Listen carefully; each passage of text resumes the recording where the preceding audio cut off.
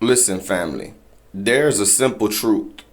And the simple truth is the culture that America has undoubtedly given to black people. Not the culture that we had pre-slavery, not the culture that we developed on our own when we were left to our own devices. No, no, no, no, no. This is a culture that was given to us. The ghetto culture. The ghetto culture that they got from the slums of Europe, and by rationing the oppression out to bring us into our lowest form. This means agencies like COINTELPRO, things like Jim Crow, things like Black Code, things like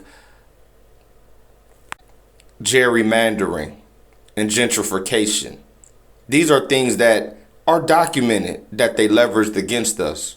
But to take it way back, one of the first large films in America, The Birth of a Nation, categorized us as savages, both men and women respectively. You understand, family? And when they did this, they set a precedent there. And to wrap this up very quickly, that precedent is that this is the type of Negro or Negress that they will promote. This is why you see the most trash of us at the top of the totem pole on every platform, getting promoted, going viral, is because that is the image that they want for us. They do this with no other nation. They don't promote white trash, but they will promote the hood rat culture. Y'all peep this gang, family. And if you haven't, I suggest you go watch some Blackface old time footage. It is still available on YouTube. Jay-Z used some of this footage in his Still Nigga video. Go watch it for yourself and understand these caricatures. These people are no longer playing blackface because they got black people to play blackface. You are now tuned into Coonology 2, The Burden of Blackface. A man should ever tell a female how to dress? What I've seen here tonight? Hell yeah. Hell no. Hell no. Hell yeah. Why'd you say that? Because would you wear that shit to church? I do. I go to church in my living room. God damn it, I wear what I want. But in a brick and mortar? Hell no. Hell no. Fuck with me one more time, you through. And I don't care about none of it, nigga. I'm a real nigga, boy. I'm a real nigga, boy. I'm a straight nigga. I don't need none of it. I'm gonna give you one more time. And you're through. One more motherfucking time, you're through, bro. I done gave you too many chances, baby. It ain't no joke. My daughter here, come on. Pussy ass nigga. One more time. Fuck with me one more time, and you're through. You're through. I'm gonna give you one more time, and you're through. And I don't care about none of it, nigga.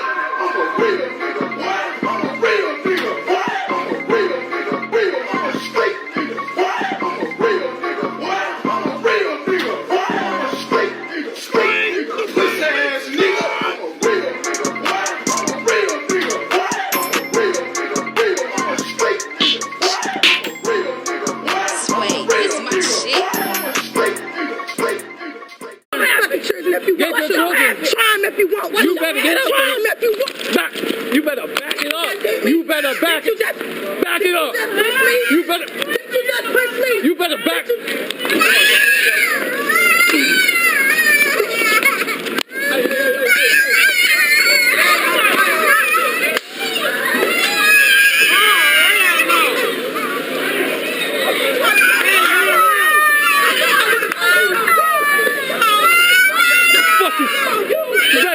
What's the matter with you? What's the matter with you?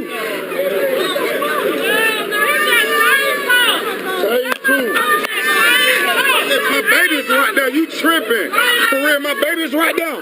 For real, why my baby's out there? Back it up. Hold on. Y'all Back it up. Why my baby's right there? Don't do it. Why my baby's right there? I'll hit you, dog. I'll hit you. I'll hit you. I'll hit you. I'll hit you. I'll hit you. I'll hit you. I'll hit you. I'll hit you. I'll hit you. I'll hit you. If I don't get you, boy, I think my children ain't here. I'm there for a bitch, like he said. Me, as everybody know, I'm super with a good coochie, so I always make a lot of money.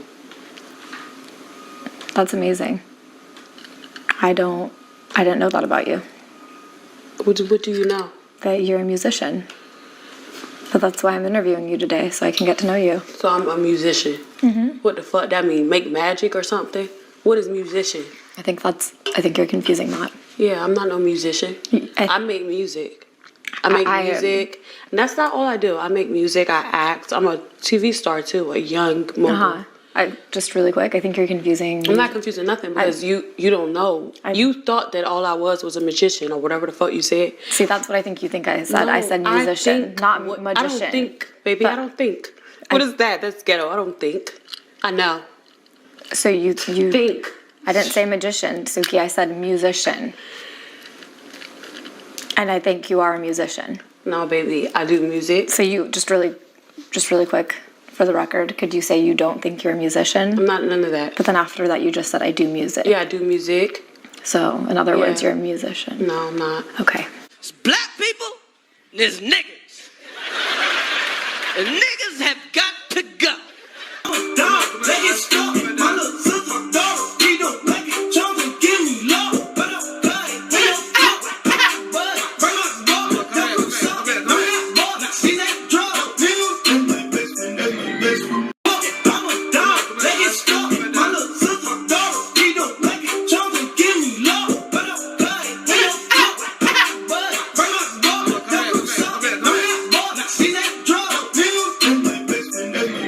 Blanking out mid-interview.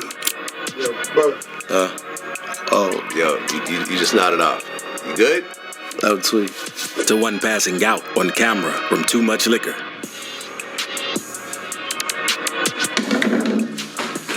These are rappers who got too high during interview. They're having way too much to drink. 40, homie. You know alcohol, you know I act a fool. What? I'm full of alcohol, and they know I act a fool. Yeah. I'm full of alcohol, and they know I act a fool. What? I'm full of alcohol, and they know I act a fool, act a fool. It got so much attention that Boxed In went on to record a full version of the song out of a freestyle a few months later. What's your thoughts on the video? Well,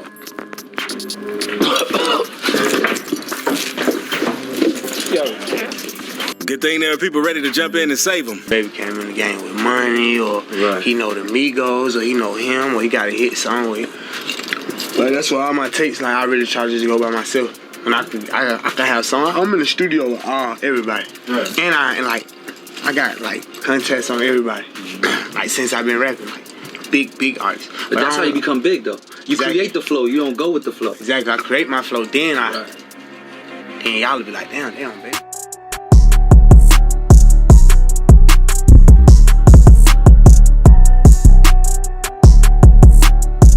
Carry me home.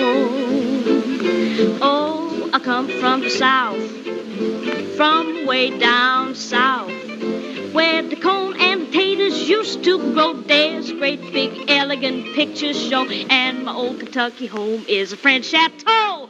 Way down south in Dixie, swing low, sweet. Diego, I think we got something there. I'm sure we have.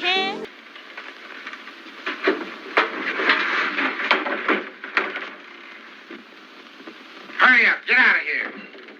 Come on. Come on, get out of here. Hurry up. Get one of those hams and have it cooked. Yes, sir. You boys can get yourselves a couple of drinks, too. Yes, sir. Yeah, old hands up. Give me. Get out the way, old man sucker. Get out the way, old man sucker. Get out the way, old man sucker. You're too late for the come to summer. Come to town the other night. I hear the noise, I see the fight. watchman was a running round, crying, old Dan Tucker's come to town. Get out the way, old Dan Tucker, get out the way, old Dan Tucker, get out the way, old Dan Tucker, you're too late for the come to summer. Even better than I was before. Colored boy, where'd you all come from? How is you all, sweet thing? I figured it was about time for us to get acquainted. Is that so? Well, if you all thinks I'm the common kind what messes around with anything that comes along, I says if you thinks I'm that kind of a person. A short film series that aired from the 1920s to 40s. The 1994 movie, The Little Rascals, is based on the series. And this is a clip from that series that features Spanky, one of the main characters, dressed up in blackface, impersonating Buckwheat, one of the black children.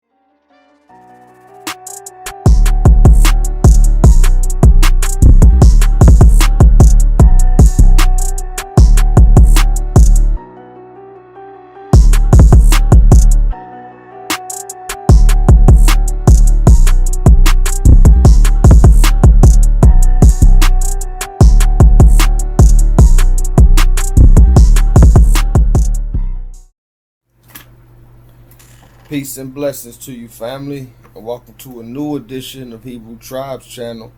It's your ñ0L0GY Militian, first off and foremost, giving all praises to Ahaya Sharahaya, Bahashem Yashayah, Wakodash Rawaka Kamawa, which is all praises due to the great I am that I am of Exodus 3 and 14, through the name of Yasha, the Savior, the Messiah, that's Matthew 21 and 9, through the Holy Spirit, Kakamawa, which is wisdom, in Proverbs 8 and 9 and 1.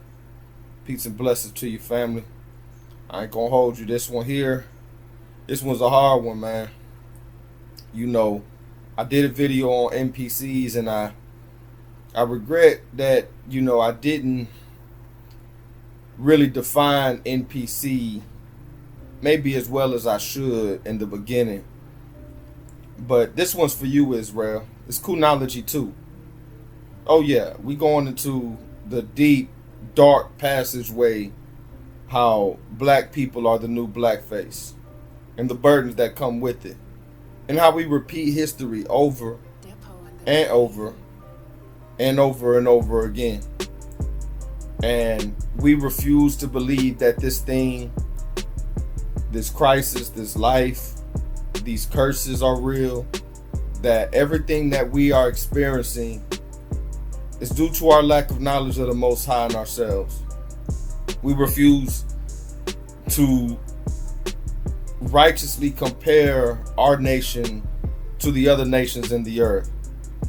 We want to believe this fairy tale that everybody's everybody, and doing things your own way is okay, and we're all equal, and you know, all this confusion, things that make no sense historically, biblically, or otherwise. There's no place in history where you see where everybody was equal, everybody was holding hands. There's no place in history where you see everybody had the same opportunities and were looked at the same, ever. And this is a very dangerous pathway, family, because this is what the elites have put out through television and media to us, and all types of propaganda. And we're the biggest victims of it, Israel. I'm talking to you, black people. Yeah, we're the biggest victims of it, because we seriously believe that the people that put us in this position have the answers to get us out of this position, instead of looking at the power that we turned our backs on, the law that we turned our backs on, the righteous brotherhood, the righteous sisterhood that we turned our backs on through the Most High, is not the reason that we in this position. We believe that. We believe we can figure it out with everything else outside of the Most High. And I'm here to tell you that's a damn lie. When we finally get the knowledge of self and we finally return, that's the only time you're going to see a real revelation and revolution within the people of Israel, the real children of Israel. We're not talking about the people on the other side over there. But I want to do a little bit of reading as we get into this lesson. We're going to go to Numbers chapter 23, verses 8 through 9, and then 21 through 23, because I want to show people that the nation of Yasharah, Israel, the prophecy of our fall didn't come from what other nations did to us. Now, I'm not saying that to say that, you know, other nations didn't play a role in it. Of course they did. Of course. I mean, we can see how as soon as we got into the land, we had to deal with, you know, Ammon and Moab and the Midianites and you know, the Canaanites and everything else, how we were warring with them. I mean, the whole story of David and Goliath, the real story, not this fake cartoon they showing, but the real story. Okay, dealing with that, dealing with Moses when he slew Og, you know, these giants that was coming at us that were, you know, of these other nations, right? So they did play a role in it. I'm not saying that they didn't play a role in it, but I always ask people when speaking on this issue, who is the greater enemy? Is the greater enemy the person that's outside your door or the person within your household? And I hate to say it's the person within your household, Israel. Think about it, because they're already in your safe space. Somebody outside, they got to kick down a door. They got to break a window. They got to sneak in and climb in through different ways, right? But somebody in your household has access to everything that's near and close and dear to you, including yourself. So when it comes to the NPC thing, we think that going along with the system, moving around in this world with the system is going to be what's going to help us get up out of this the situation that we're in. You understand what I'm saying? Because the NPC is a non-programmable character, okay, or a non-player character, okay? But in the slang term, it's used as a metaphor to describe someone who is perceived as lacking independent thought or blindly following trends.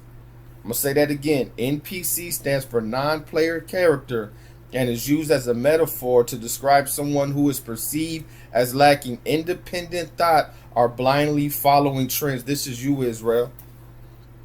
This is you. You are the NPC. Let me read Numbers 23, 8 through 9, 21 through 23. And this is Balaam speaking. Okay, Balak sent Balaam to curse the children of Israel. Okay, and Balaam couldn't do it. Okay, and this is how the story plays out. You can read this chapter on your own.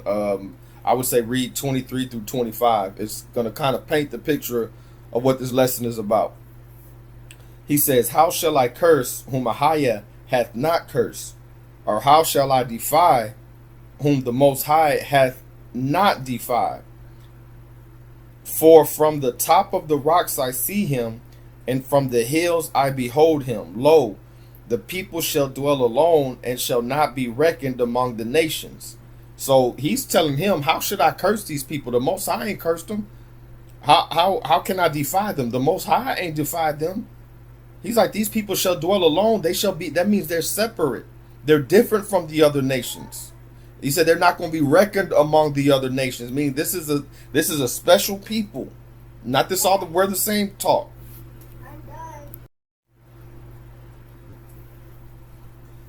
It said he hath not beheld iniquity in Jacob. So he hasn't beheld us. Iniquity means lawlessness, means breaking the law, means adultery, fornication, stealing, coveting, murder, all the things that the law tells us not to do. He hasn't perceived that. Okay, that's what it's saying. He hath not beheld iniquity in Jacob, neither hath he seen perverseness in Israel. The Lord his Elohim is with him, and the shout of a king is among them. It's talking about Yasha. Okay, this is the word.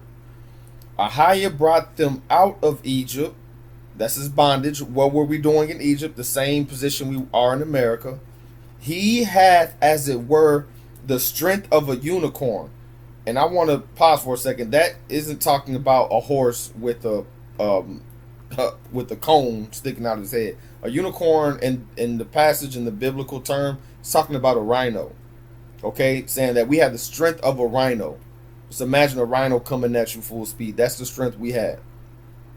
It said, surely there is no enchantment against Jacob, neither is there any divination against Israel. This is magic. This is sorcery. This is all that root work our people are into. This is all the dealing with other gods, people having statues, people dealing with different symbols and symbology and religion. Okay, that's enchantment and divination according to the Bible, because they're dealing with other gods. Religion deals with other gods. It says, according to this time it shall be said of Jacob and of Israel, what hath the higher wrought? Like, what has he done with us? Look how he built us up. So the other nations could not curse us because we wasn't breaking the law. We wasn't doing anything dealing with enchantment and divination and iniquity. But then we skip to chapter 25, same book, Numbers, verses 1 through 4. It says, and Israel abode in Shittim, and the people began to commit whoredom with the daughters of Moab. Moab is Jordan. Okay? It said the people began to commit whoredom with the daughters of Moab. So the Moabite women would send them out, and the men of Israel would fall to them. This is one of those things where the Most High wanted us to marry and stay within Israel. Okay, because when you staying within Israel, you're staying within the customs, within the culture. It just makes it easier.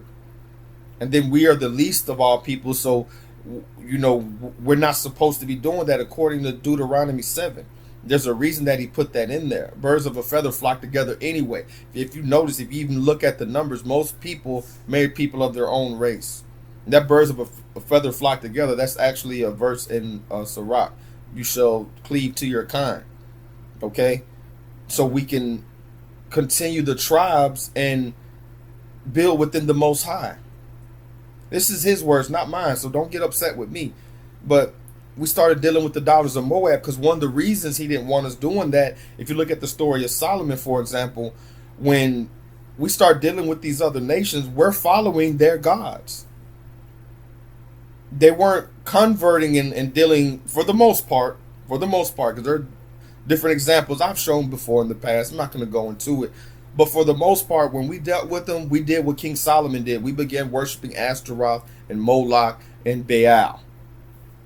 It says here, and they called the people unto the sacrifices of their gods, and the people did eat and bow down to their gods. So this isn't just the men. This is now the people, the women, the children. Everybody is now bowing down to their gods. This is what folks is just doing on December 25th.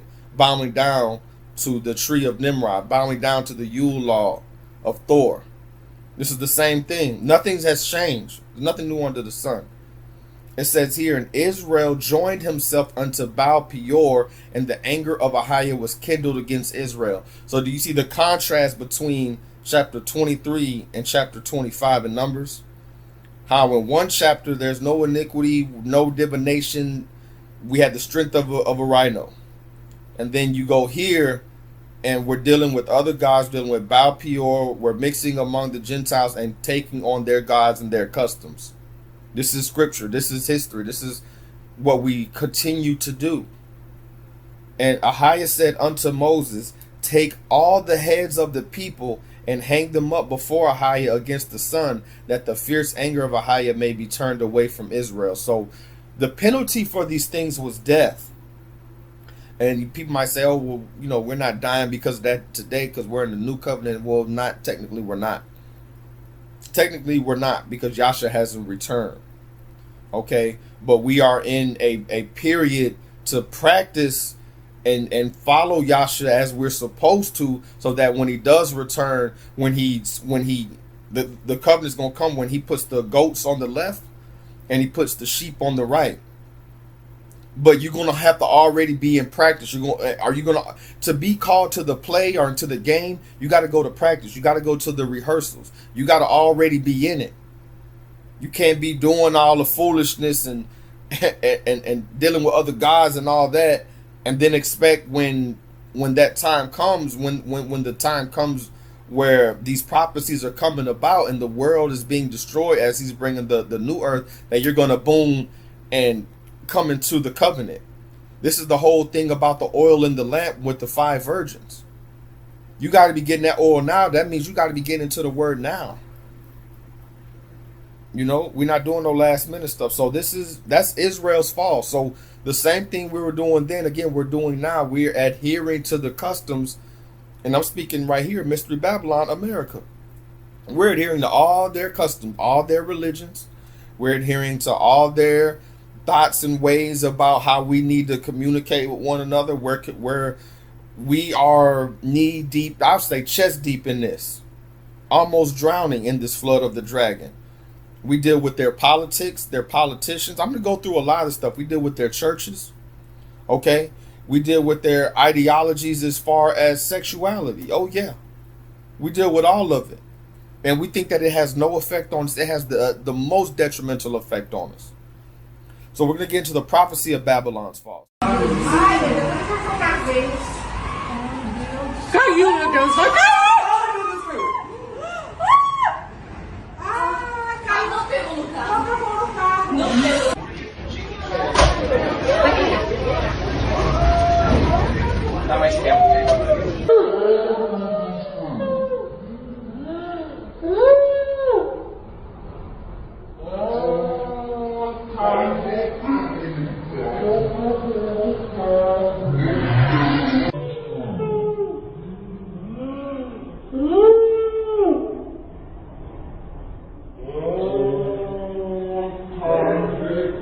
So you see here in this video, they erected a statue. I believe this is in Brazil.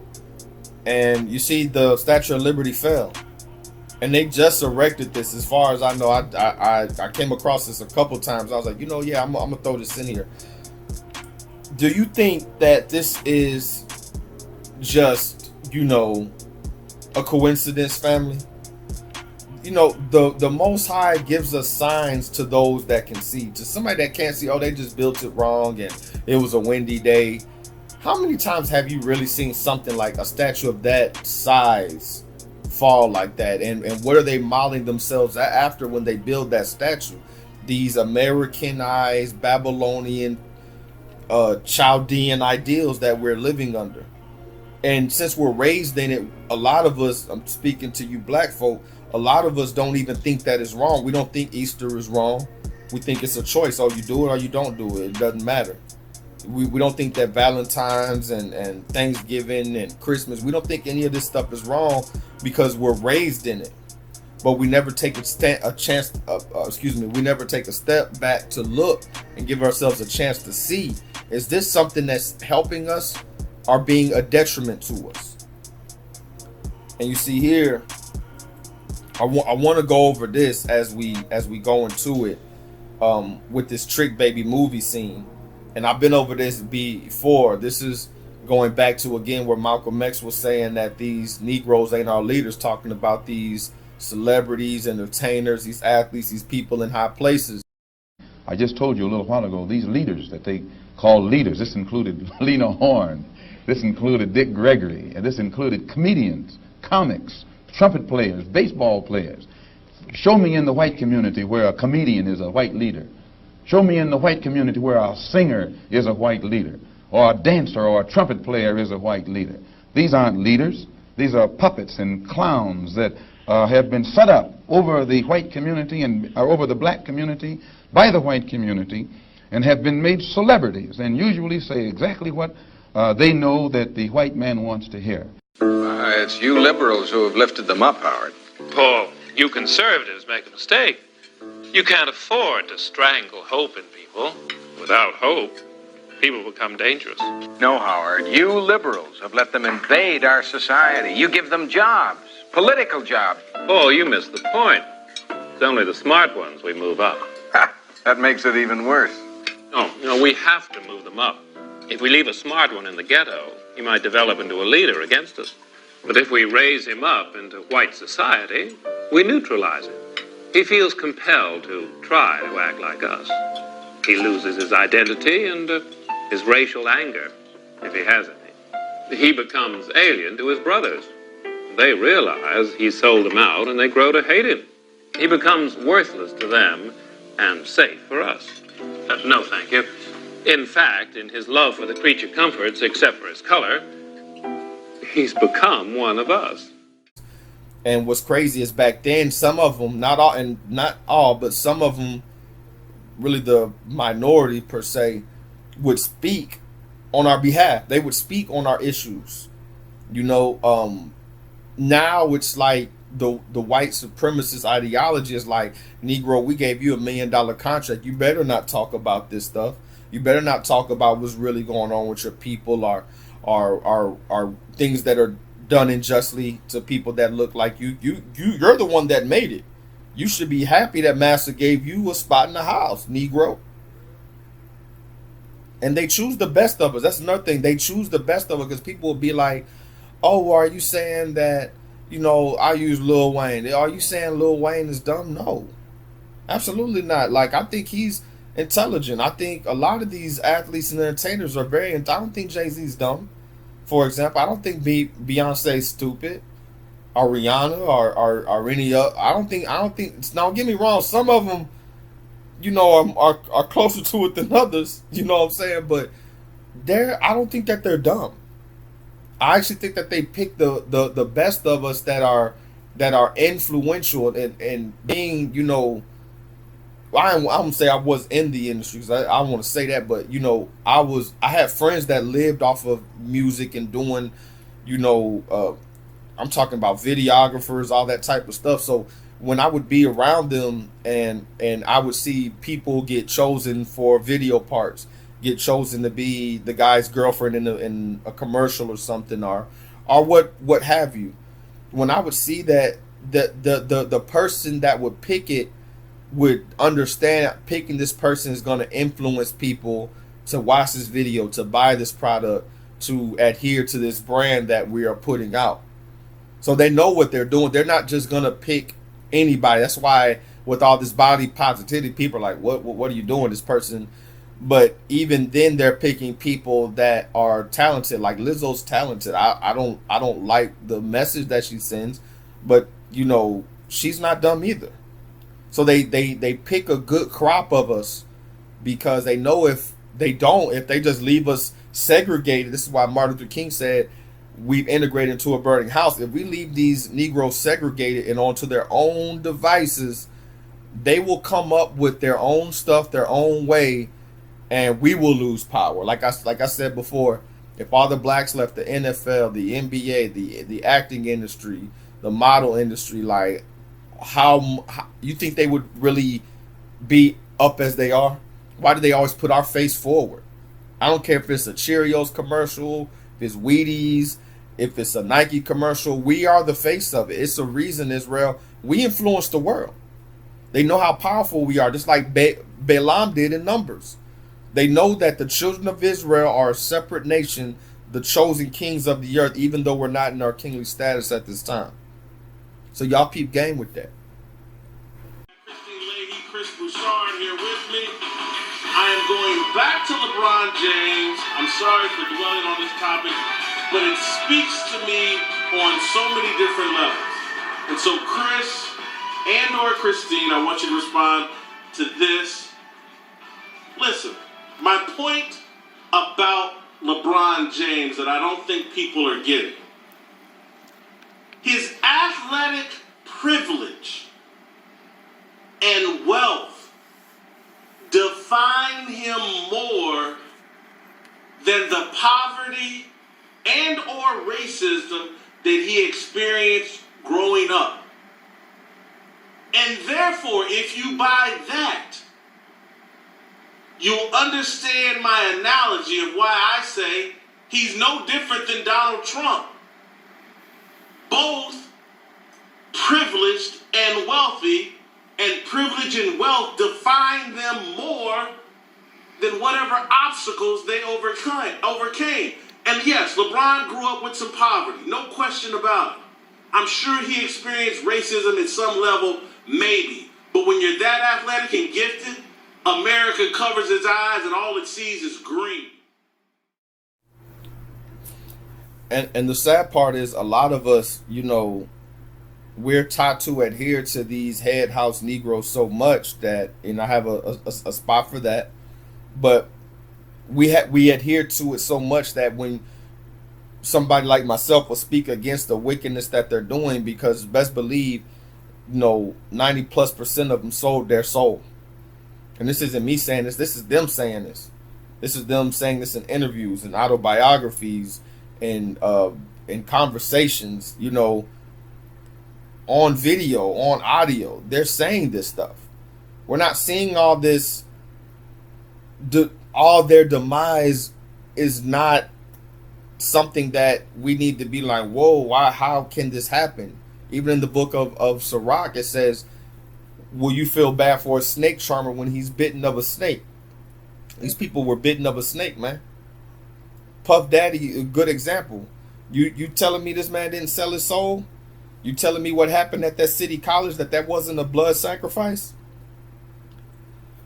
I can go on and on, but let's get back to these verses. So let's get to Proverbs 11 and 21.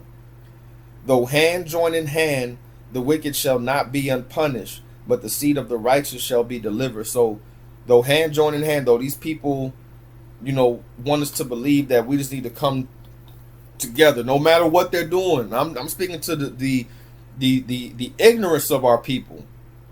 People, even like I see, they're talented. It don't matter if they out there doing foolishness like Kevin Gates, for example. What does it matter if you can put some bars together and you got a good influential aura about yourself? But if you're talking about, you want your woman to sleep with your dog and it's cool to sleep with your cousin and all this type of stuff, like, oh, that's still our brother. Damn if it is. Damn if it is, man. Oh, you just don't like to see black people. I mean, I've heard it all. And I'm talking about from educated, professional, so-called spiritual black people that are doing pretty decent. I've heard them say things like this to me, and I'm just sitting there like, really? With all the knowledge you had, you can't see this. You can't see the writing on the wall. Let's get to Psalms 125 and 3. For the rod of the wicked shall not rest upon the lot of the righteous, lest the righteous put forth their hands unto iniquity. Remember what it said in Numbers, that we couldn't be cursed because we wasn't dealing with iniquity? Well, what's coming to the wicked is coming to the wicked.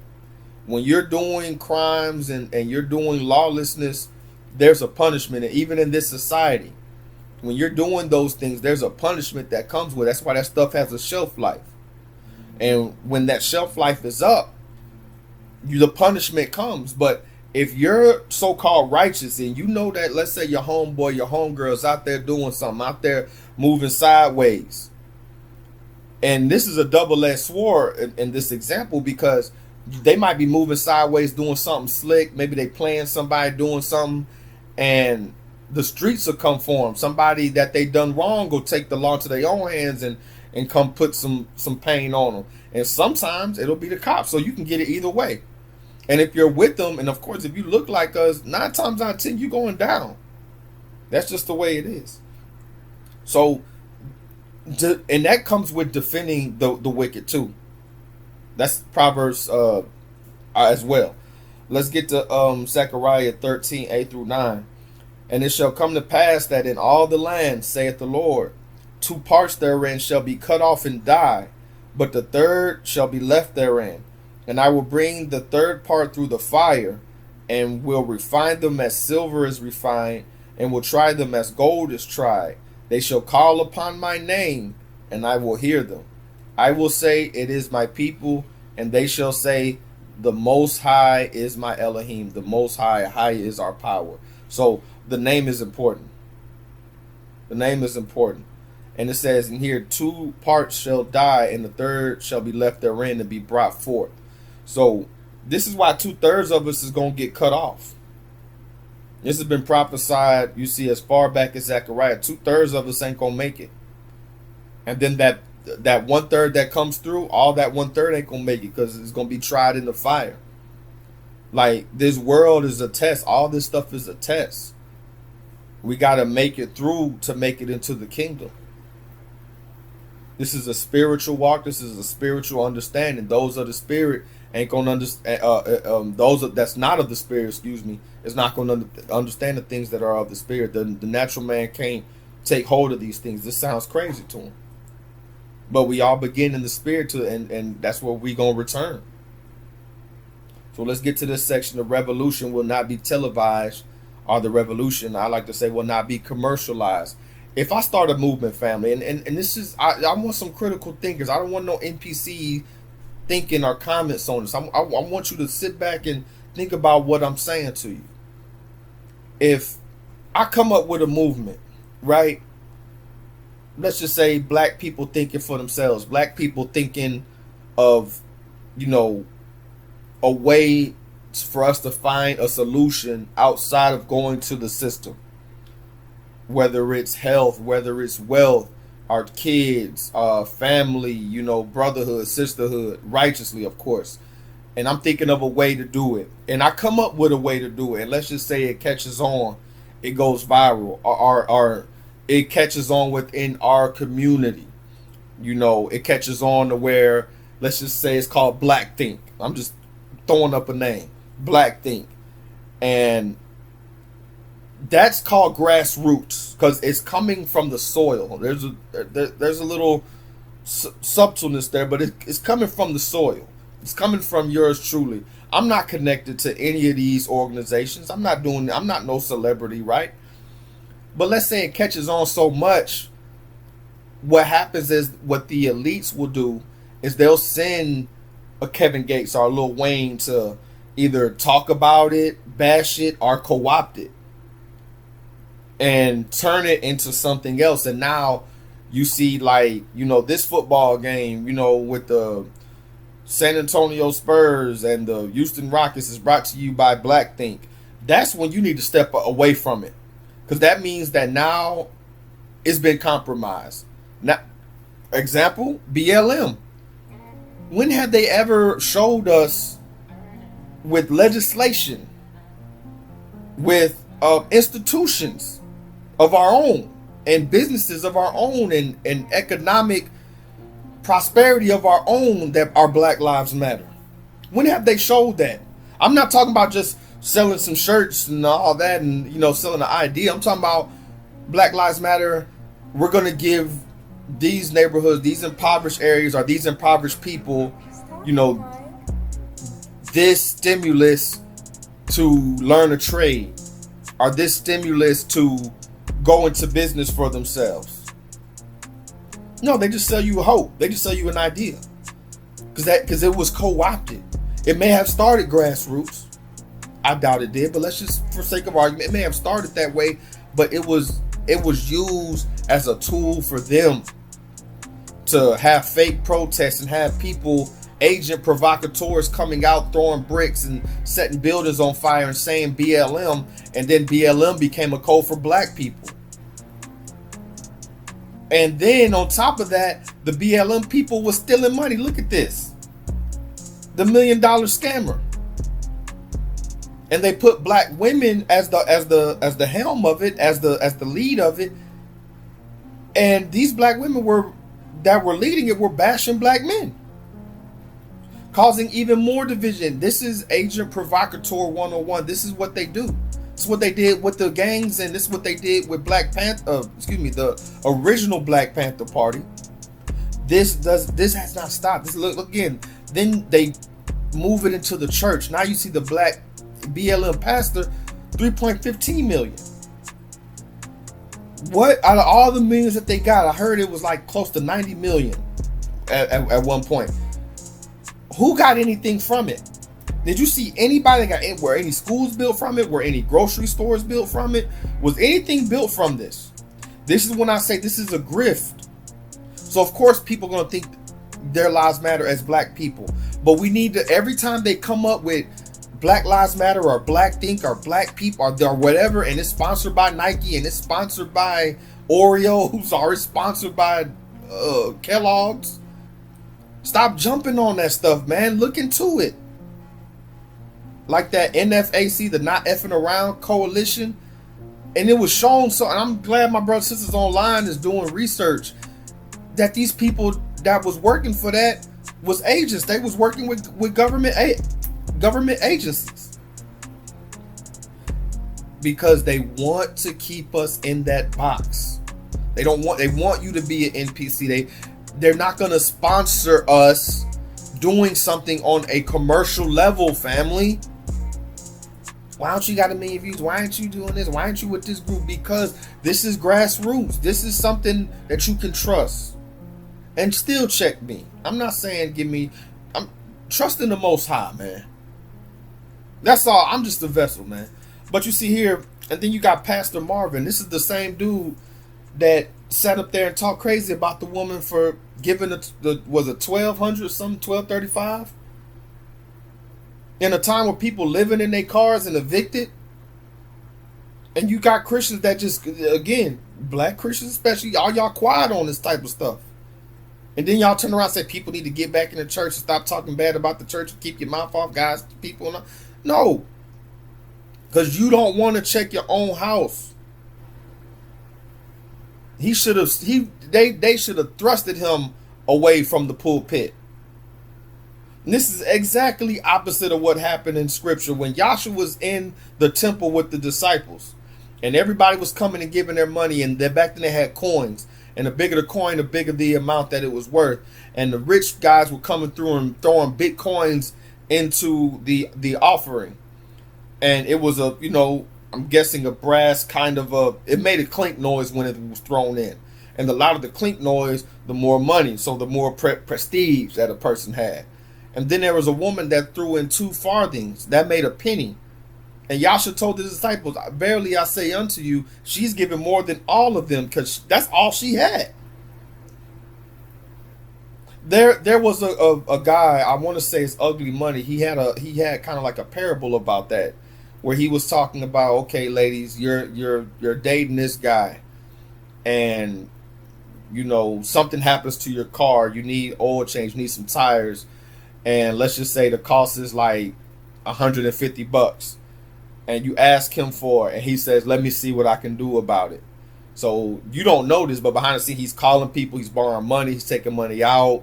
He's, might have pawned some stuff, but he comes up with $150, but it takes him all day to get it. So within that time, maybe an ex-boyfriend, maybe some guy at work, a manager, or somebody higher up that likes you, you flirt with him and ask and tell him, about your issue, and he gives you $150. But this dude's rich. This dude's banking and everything.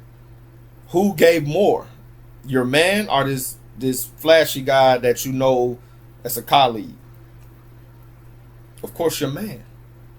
Because he didn't have it, but he still gave it to you. That's love. But these pastors don't understand any of that. And I'm the bad guy for calling it out. The color of my skin is completely irrelevant. What people need to know is I bleed Texas. If I'm the first black man in this role, well, I guess that's great. But I would also like to say that I'm a lot of things before you want to talk about the color of my skin. I am a very proud veteran. I am a father. I am a husband. Most importantly, I am a follower of Christ. And that's exactly what Texans want. And I believe that they could really care less about what I look like. Welcome to the Coon Pulpit.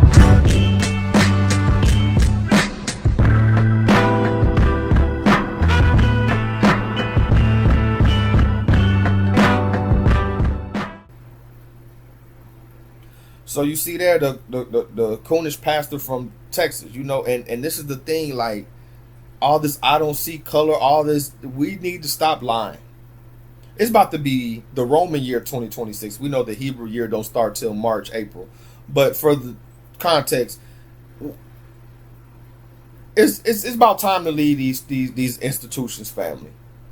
Unless you want to keep being lied to, it's time for you to leave them. And I'm not saying leave the Most High. I'm saying these lying institutions.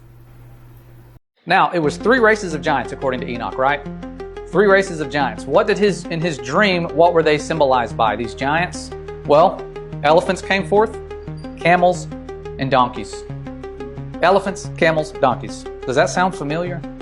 The ones that became demons were represented in his dream by elephants, camels, and donkeys. And I didn't know this because I'm a little bit younger. I didn't realize that the camel was our oldest third party, the Prohibition Party. And so it's interesting too that they made their elephant. Look at the elephant. The elephant looks like the firmament, the pillars, and then you got inverted stars. And then the Democrat version, it's like the stars have fallen and they're actually kind of like bound down there, It's like, ooh, 3 3 races of giants, and then they got their 3 stars, 3 on that one, 3 on that one. I mean, it's straight out of the book of Enoch, and it shows us what we're up against. And our Messiah in Mark chapter 3 says, if a kingdom be divided against itself, that kingdom cannot stand. And if a house be divided against itself, that house cannot stand. What kind of house system do you think our government created? A divided house.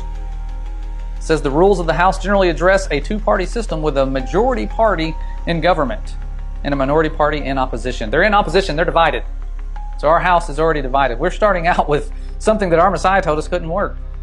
But I think it's fascinating that we see stuff that goes against the Bible in a system that's set up allegedly by people who were biblical.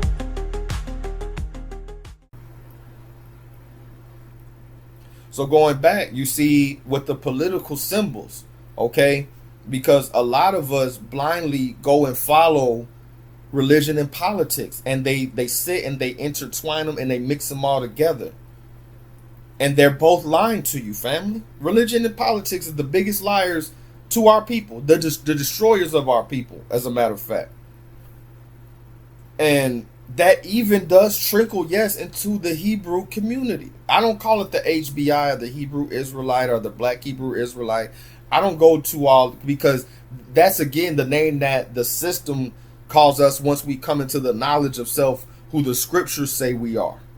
That's what they had to label us something so that they can push us to the side and say we believe all this different stuff, and and we're satanic and all. They had to demonize us, so they had to give us a name. But the honest truth is, we are the Israelites of the Bible. Saith the Bible. Plenty of videos on that. But we do have agents among us.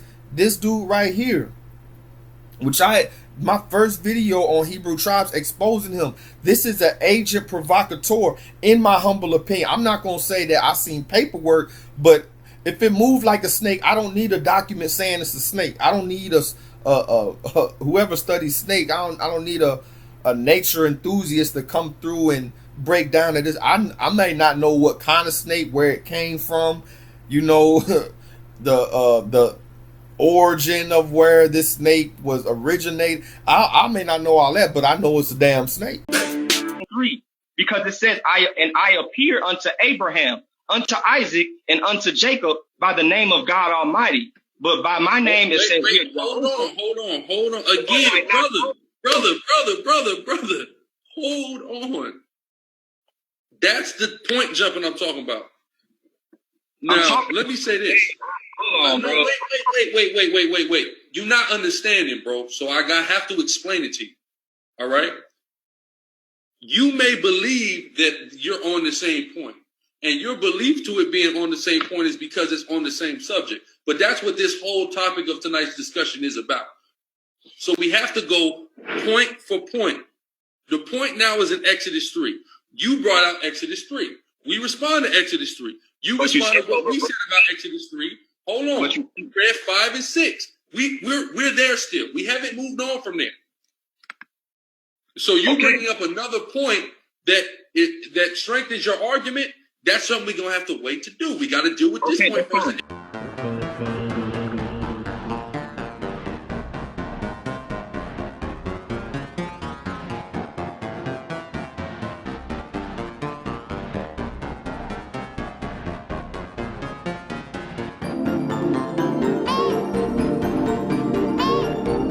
Yeah. I'm gonna get there, but this is the Egyptian guy, Yah. Not Yahweh.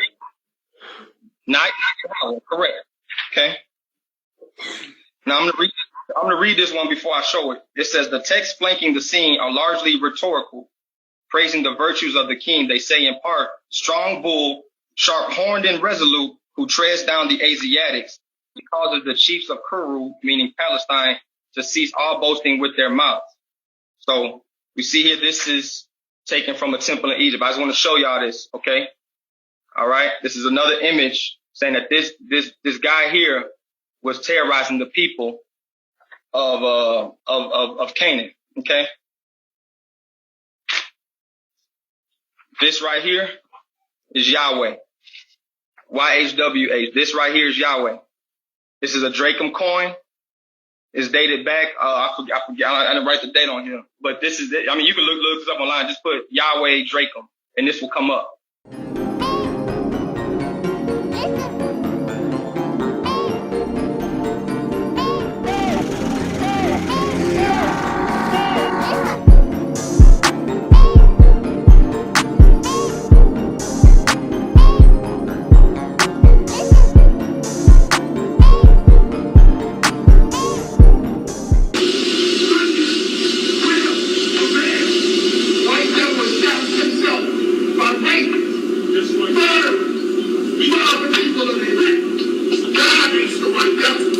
Yeah, and when you look at this, man, they have the picture of ñ0L0GY, all right, which they have it as the mark of the beast that's going off. The mark of the beast is not the image of ñ0L0GY. The mark of the beast is the microchip, all right?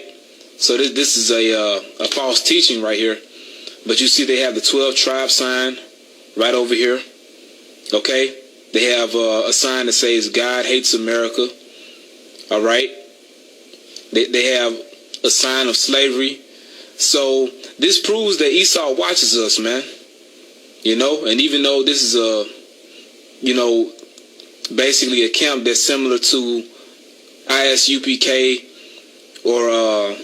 or We Got Next. You know, the point is that it's an Israelite group preaching, man. So that's the whole point. All right?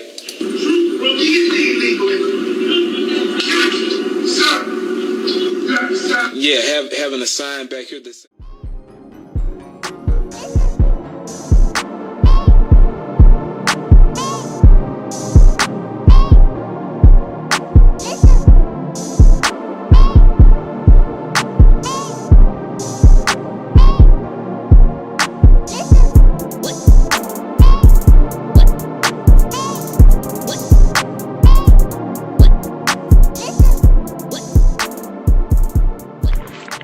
Most High allowed you, a child of his, to come into planet Earth through the womb of a devil. Am I correct so far?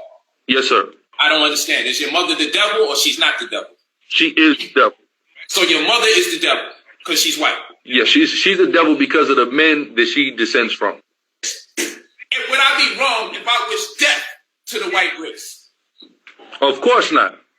So, would I be wrong if I wish death to your mother? No. So would I be wrong if I killed your mother? No. Come on, man. What the hell is this, man?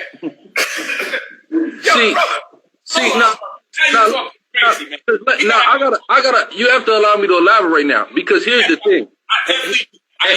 Here's the problem with our people as a whole: emotions. Everybody is relying upon emotions.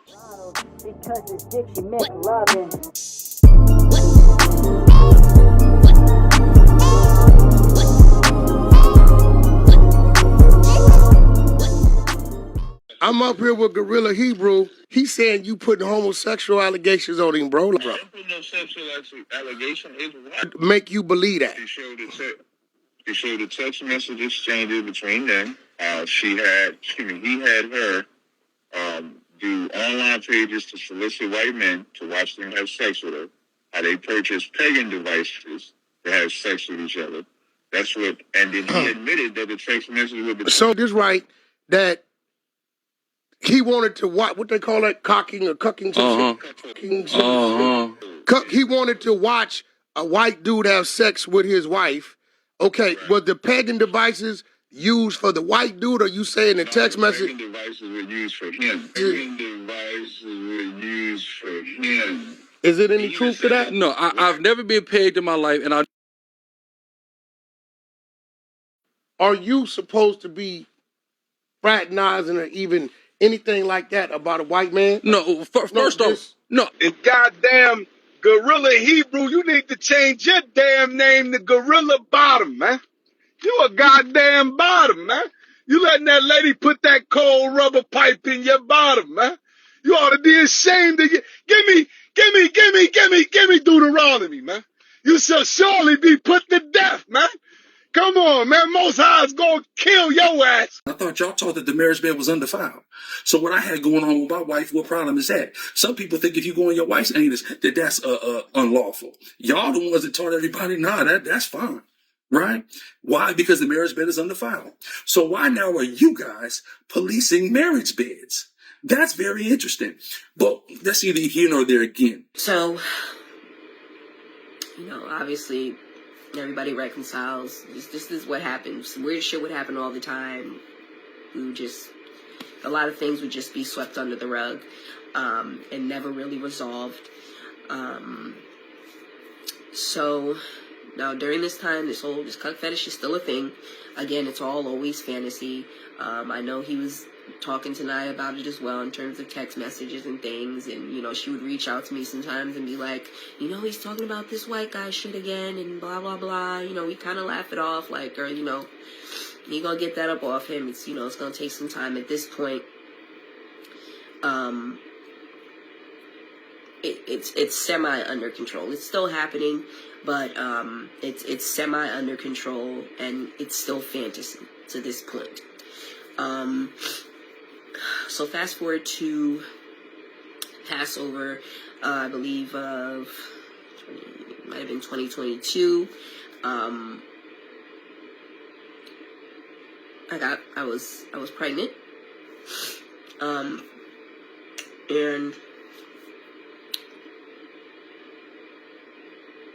I'm missing something. So also within the council that we did with Elder Shalomah, something else that was brought up was Nya's concerns about how inappropriate he was being with her sister. I guess Nya was very good for going through his phone. My husband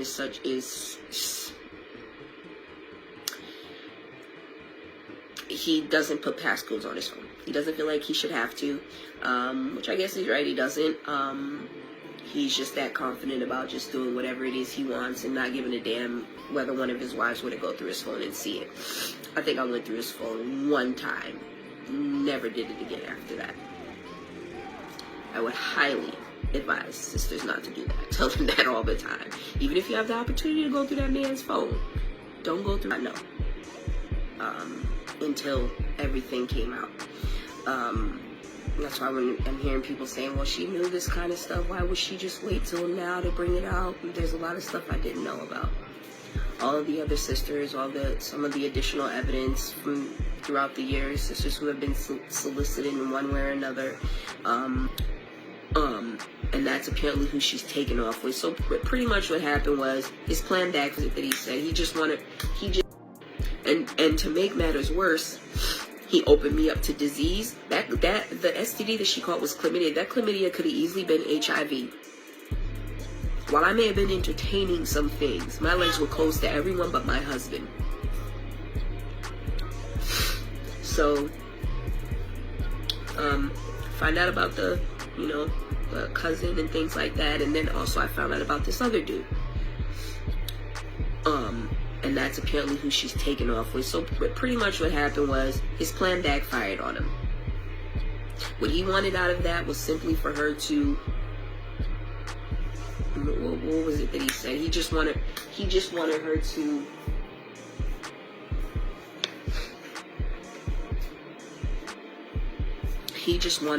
be a little slut here and there, but she chose legitimately the boyfriend route. My husband said he wanted to be cucked, not dumped, and Nya dumped him. She fell in love with the second white boy that he knew about. So while he was saying to me, God, man. So I found out this other relationship he was aware of as well. So when he told me that the first incident with the other first white dude was not he hadn't told her to do that, like he didn't expect her to do that, whatever, and he calls GFR, and of course Chelsea calls me. So now I'm terrified because it doesn't even matter if nobody has any physical proof. The moment he finds out that I actually said that, like, I'm genuinely scared for my life, because Nya threatened to expose him when all this shit happened herself. She's threatened to expose him before in the past, and he's threatened her life. This is what she said. I didn't hear him threaten, but I believe her. You know, of course, I'm fearful now, and although I'm planning my exodus, I'm not prepared. This is out. I need to be at a safe distance from him or somewhere where he doesn't know that I'm at, because this is coming out. There's nothing I can, now it's out. It's bad enough that it's even out and that people know. So of course, we tell Yafar, and Yafar knows, and obviously now Hassad knows, and now it's getting around. So now everybody's priority is getting me to a safe place. And also during this time, I called KG and I let her know that I ran my mouth, thought I could trust these sisters not to tell anyone, which in all fairness, the level of weight that this had on me for as long as it did, and just like, I need to know what you're saying is true, like. So I was reluctant because I didn't want to put the proof into anyone's hands, and up until that point, the only person that had seen any physical proof and that had physical proof in their hand was KG. When everything happened with Naya, I had told her what was going on, and of course even she's like, what? And I sent her proof. And, you know, over that time span, you know, there was just sometimes he would say, I just got really paranoid at one point that even one person had known. And, you know, there's times that, yeah, you know, I'd call and I'd be like, I know I sent you proof or whatever, like, please just delete everything in your phone. Like, you know, he asked me something today that made me uncomfortable. I was just being paranoid. And so she said she had deleted everything. So this particular night, once I told Ariella, obviously he wants proof, I'm reluctant because this shit is getting too real now. Because I went and ran my mouth, it's out and I can't take it back. And now whatever plans it is that I had and whatever time I was taking to you know, come up with the funds, or whatever time I was taking to come up with the funds and stuff, there was no time for that. I gotta get the fuck out of Dodge. Because of how I knew this was going to go. So that night, Ariel was asking me for evidence. He's in another state from me. I obviously can't show it to him. I would have to send it to him. But I'm reluctant. So I'm like, I just need time to think. I don't know how much more I want to, like, have out there. Like, I just need time to think. So then KG texted me not too long after that. She was like, call me. I found something. I need to talk to you. So I called her. And she's like, so, I went into my phone, and in a hidden file, I found some of the evidence you had sent me. Which I fussed her out about that. Because I'm like, KG, hey, like, don't show it to him. Like, it is what it is. So, obviously she shows him the proof that's in her phone. It's actually some of the most damning evidence, which is, by and large, the evidence that was produced in that first video. The worst of it. So, obviously Ariella sees this, and I mean, y'all so raggedy for the way y'all have dealt with Ariella, bro. Like, he sobbed, he cried when he saw the evidence and he saw the proof. He took no delight or no joy in doing what it is that he has done. It hurt him so bad. And then I believe at that point I might have furnished additional, you know, proof because, you know, but now I'm telling him, Ariel, you know, the reason we're telling you is because this shit is out now. It's moving around. Genesis already got a hold of it. Like, he's going to find out that I told somebody. And I need to be somewhere safe with the kids when that happens. And at the moment, I don't have the financial means to do it entirely. I'm up here with Gorilla Hebrew. He's saying you putting homosexual allegations on him, bro. Homosexual allegation is what? Make you believe that. He showed the text message exchanges between them. He had her do online pages to solicit white men to watch them have sex with her. How they purchased pagan devices to have sex with each other. That's what, and then he admitted that the text message would be. So this right, that he wanted to what they call it, cocking or cucking some shit. He wanted to watch a white dude have sex with his wife. Okay, right. Was the pagan devices used for the white dude, or you saying the text message? Pagan devices were used for him. Pagan devices were used for him. And this man had the nerve to tell me that, you know, put up a thing that, oh, if my mother was raped by a white man, if the white man called on a higher, that I would be cool with that. And it comes out that he wanted his wife, to get laid down by a so-called white man. And not just that, he wanted her to peg him and buy equipment for her to do so. Oh yeah. So I don't care if it's from the Israelite community. I don't care if it's from the Christian community or just believers in general. If it's foolishness, I'm going to call it out. That's what I'm called to do. I don't know what you was called to do, but I'm called to call it out. And I don't get no joy from exposing and doing this stuff, but damn it, it's going to be exposed over here.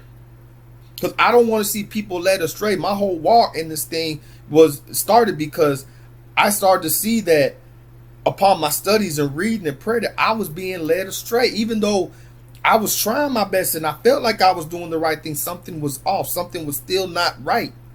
And the Father showed me. And he sent me to show you. And that's what I'm going to do.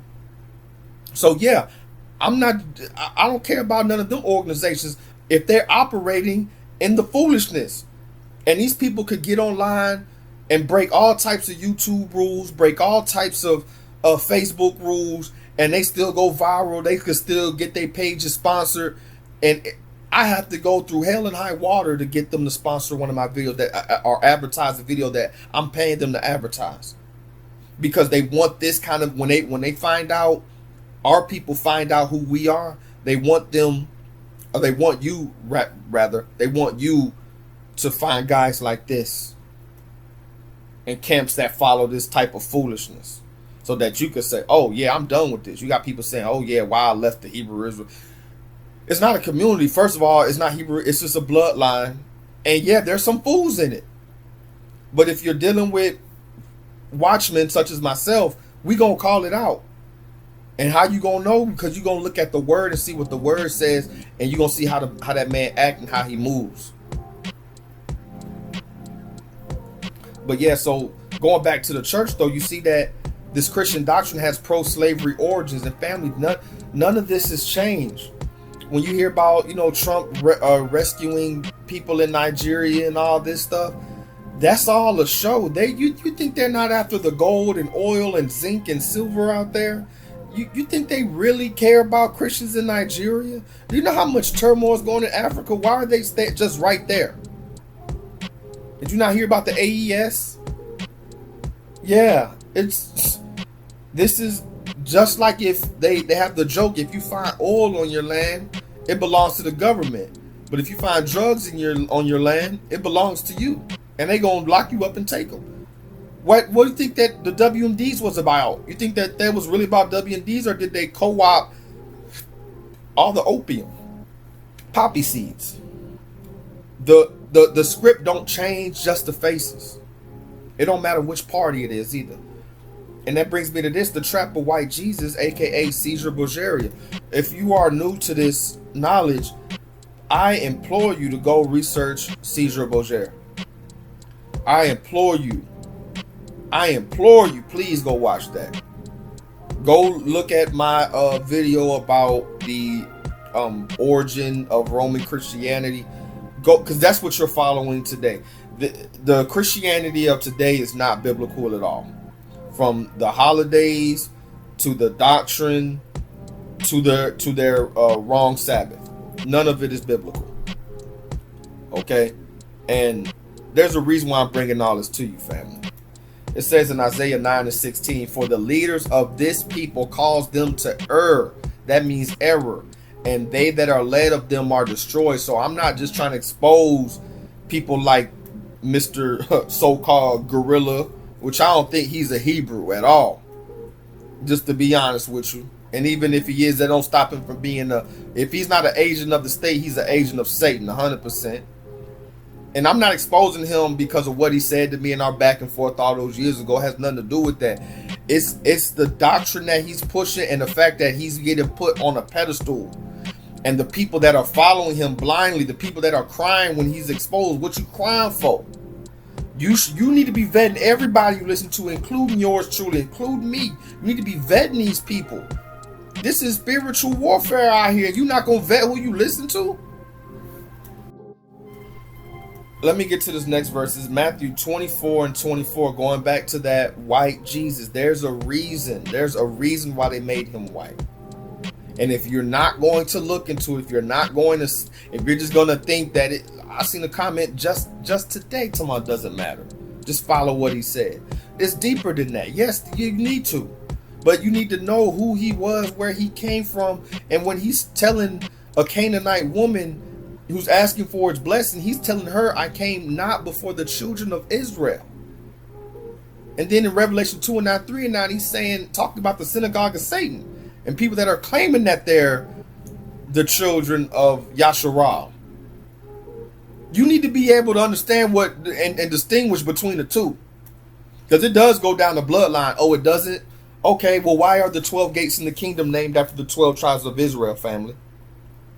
The 12 gates of heaven, not Golden Gate, that's another false doctrine, but the 12 gates are named after the 12 tribes of Israel. This is the kingdom of heaven. But bloodline don't matter. Why would he do that? You better get into that book. Let's get to Matthew 24 and 24. For there shall arise false Christs and false prophets, and shall shew great signs and wonders, insomuch that, if it were possible, they shall deceive the very elect. And I'm here to tell you, they deceived the elect. You Uncle Ruckuses out there, yes, speaking to you, but I'm more speaking to those people that see the writing on the wall and are trying to come up out of this matrix thinking, this Babylonian mindset. That's who I'm really doing this for.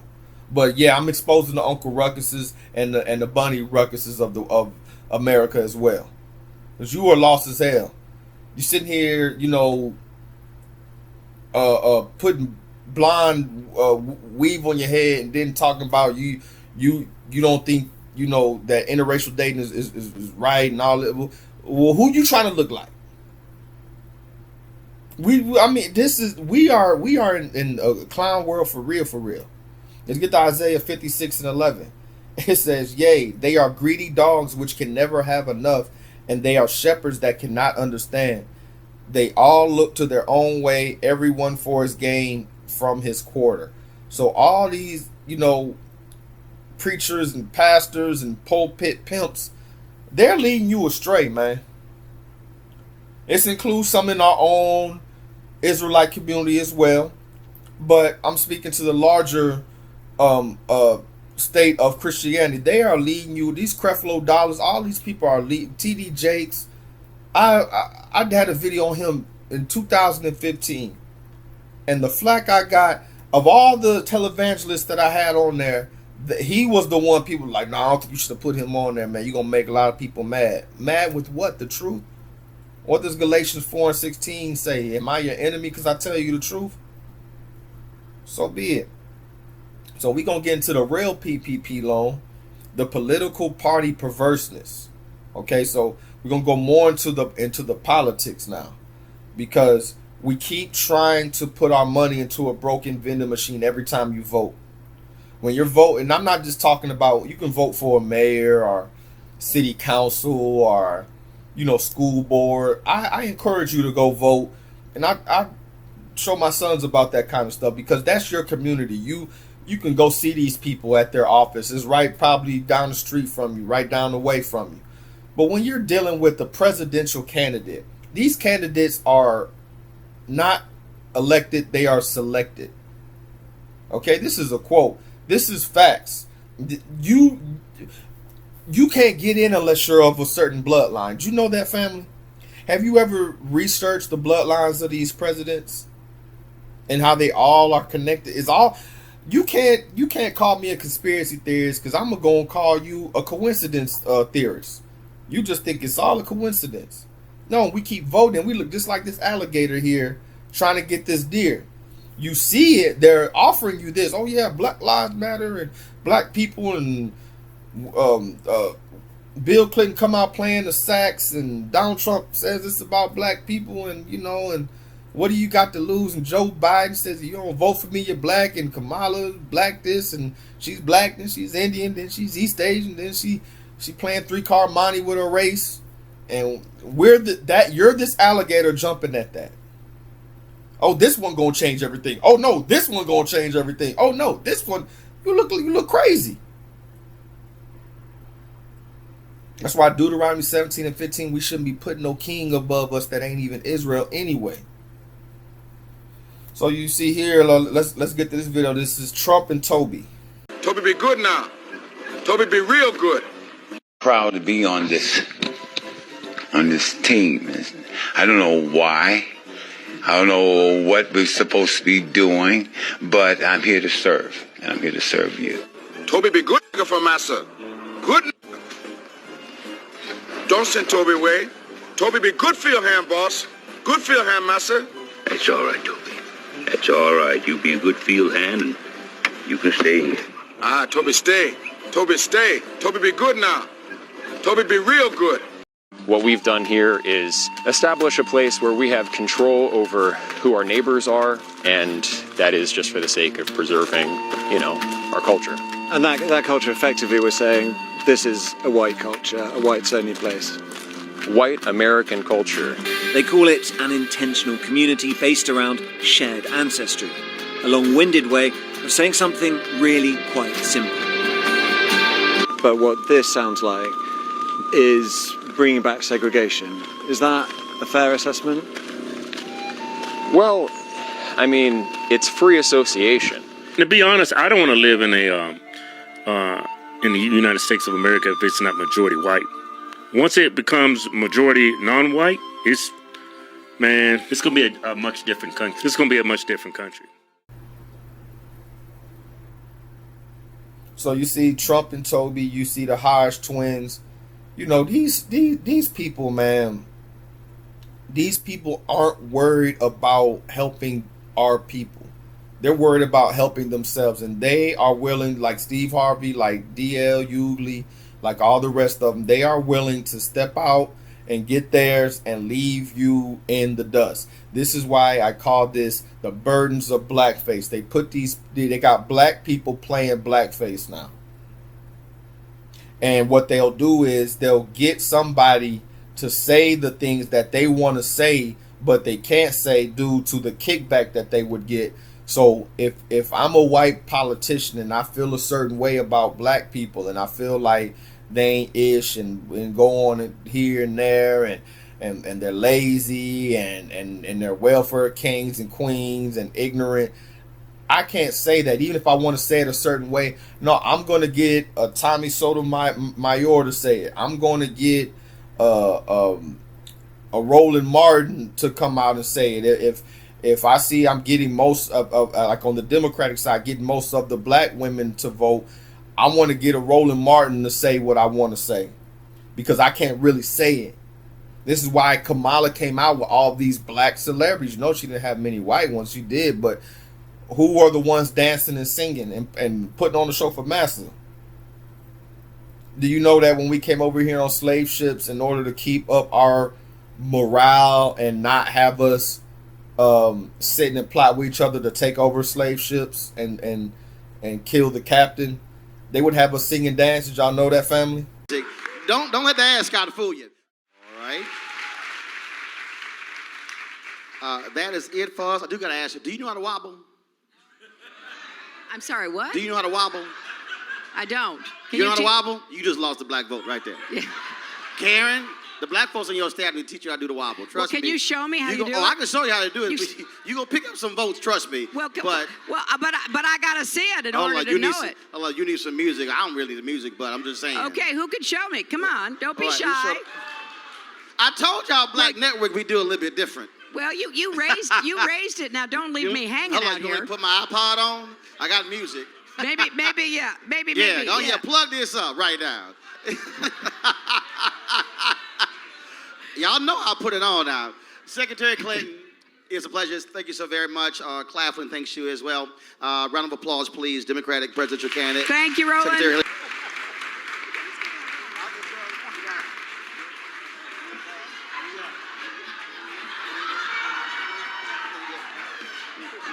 That's how I told y'all need the music. Don't let the ass gotta fool you. So they'll act down once they get around black folks. See, that's the trick, see? See, once they get around black folks, they down. Yeah, brother, black power, brother. Yeah, man, we're going to have to challenge the system. Yeah, brother. We got to challenge that system. Man, we got to deal with this. Man, we're going to have to call these people to task. They're really, really down when they're around other black people. But the minute they get around some white folks, Miss Hillary. So good to see you, Miss Hillary. I love you, Miss Hillary. Welcome to TV1. Oh, Lord. I dance with Nancy, I dance with Nasa. I dance with Nasa. I dance with Nancy, I dance with Nasa.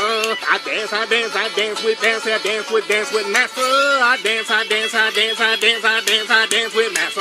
I dance with Nancy, I dance with Nasa. Welcome to TV1. My name is Boulé Bird Rolly. How's everybody doing? Welcome again. Welcome to TV1. We got a few things to talk about real quickly. First of all, I'd like to welcome everybody to the show. Thank you so much for tuning.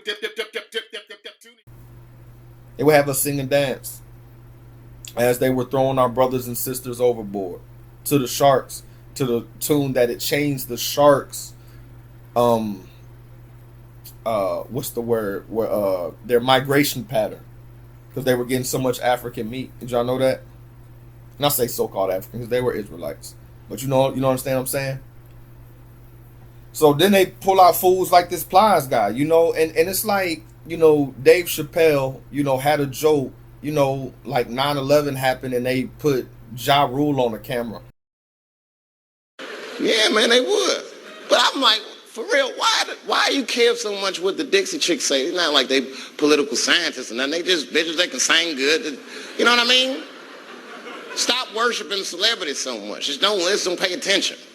I remember right around September 11th, Ja Rule was on MTV. That's what they said. We got Ja Rule on the phone. Let's see what Ja's thoughts are on this tragedy. Who gives a fuck what Ja Rule thinks at a time like this, nigga? This is ridiculous. I don't want to dance. I'm scared to death. I want some answers that Ja Rule might not have right now. You think when bad shit happens to me, I'll be in the crib like, oh my God, this is terrible. Could somebody please find Ja Rule, get hold of this motherfucker so I can make sense of all this. Where is Ja? God, me Ja Rule. Like, and even though the joke was, it was kind of simple, but he's like, I don't want to dance. I'm scared to death. Like, but it's real. Why are we listening to him? And he's on the all these people on the payroll, man. And they talking about the Republican Party is racist. Like the only time it seems like our people pay attention to the conspiracies and the oppression is when the Red Party's in office. And I gotta ask you Negroes a question. I call you Negroes because I want to get your attention. When you talk about the system, and the system got us down in this, the system, and which is true, we can trace the banking system, how the banking system did us wrong, especially for our sisters. The medical system did y'all very wrong, still doing us wrong until this day. We can talk about the housing system, how they put the housing together. We talk about voting rights, civil rights, all that, how we had to fight and we had literal government agencies and policies like Jim Crow, black codes that were put into place to keep us down. This is very, very true. The 3 strikes law, I can go on and on. This is very true. Do you think that just came from the Red Party? I'm trying to be cool. Do you really think, foolishly, that this only came from the Republicans? You got to be crazy, man. Look here, the Senator Byrd, he's a Democrat, man. And top Democrats, the whole KKK and the Democrat Dixie line, all that's true. You see, these artists, again, they're not dumb. They sprinkle a little bit of truth every now and then. But like I said years ago, if you're asleep, it doesn't matter if they're giving you something conscious. If you're unconscious, if you're sleeping, doesn't matter. It's like it says in Sirach, it's like trying to teach a fool in his sleep. Imagine trying to wake somebody up and teach him something out of a deep sleep. Not gonna get it.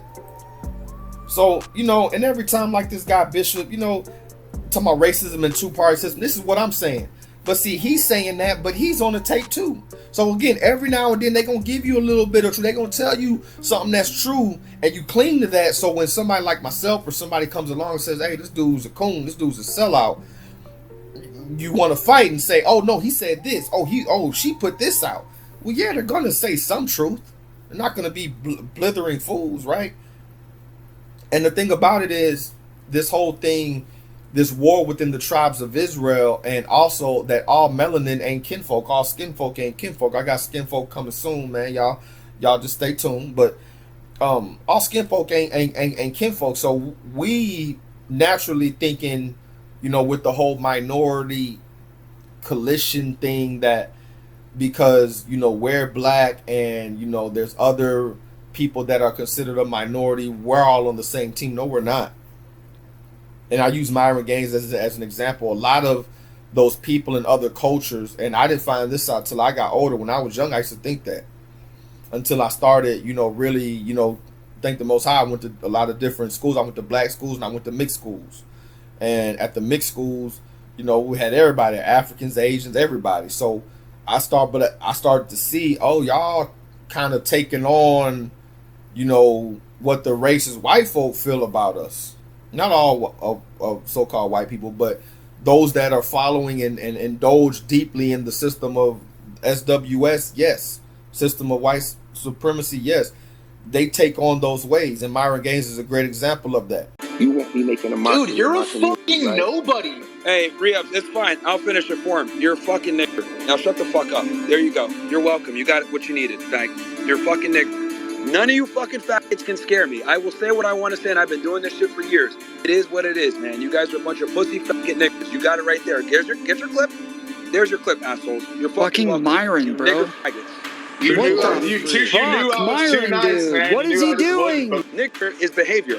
I don't necessarily consider it a skin thing. If someone's acting like an ignorant fucking dumbass, whether they're white, green, black, whatever the fuck, you're behaving like a What is he doing? Activities.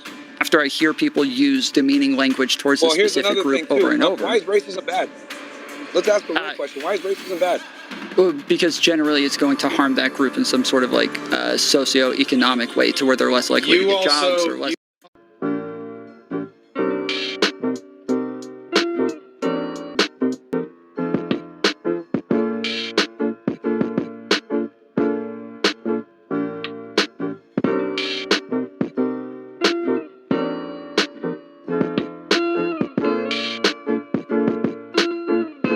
This whole white thing is what built this country, Myron. Shut the fuck up, dude. Hey, you fucking sand.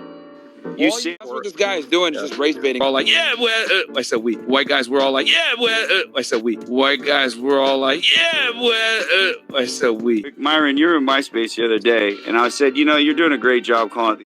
But, if we take this country back, we want it for white folks. And would you go home? And you said, I was born here, and I'm not going anywhere. And this is where I think the problem is with working with non-whites, is that once you think you help us, that you're just going to stay in our country. Do you still stand with that answer? You look, man, I know you're trying to get a clippable moment here for your fucking... No, it's the truth, man. This is the issue with whites working with non-whites. We're over here talking about a problem, then you bring it right back into, this whole white thing. Like, dude, shut the fuck up. This whole white thing is what built this country, Myron. Shut the fuck up, dude. Hey, you fucking sand... You sand... I'm not gonna have violence in the space. It's not even my space. I think Ian's having issues, so I'm not gonna allow that in Ian's space. It's mutual combat. I understand, but listen, people are listening. There is no mutual fucking combat. I don't even want to fucking deal with you, bro. Well then, why are you in? Why do you Browns think you could stay in my country? Why? Look at this fucking guy.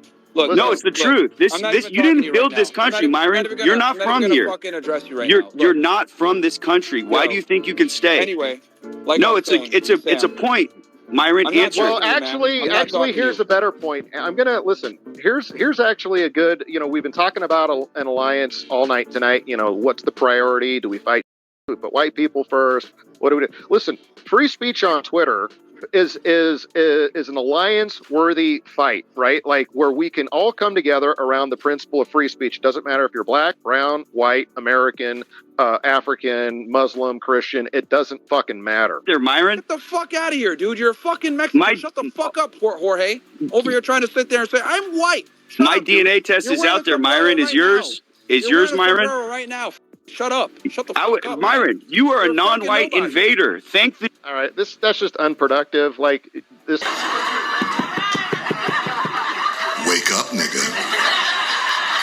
A nigga wake up calls a bitch. They take on those ways, and Myron Gaines is a great example of that. Even though he's quote unquote brown.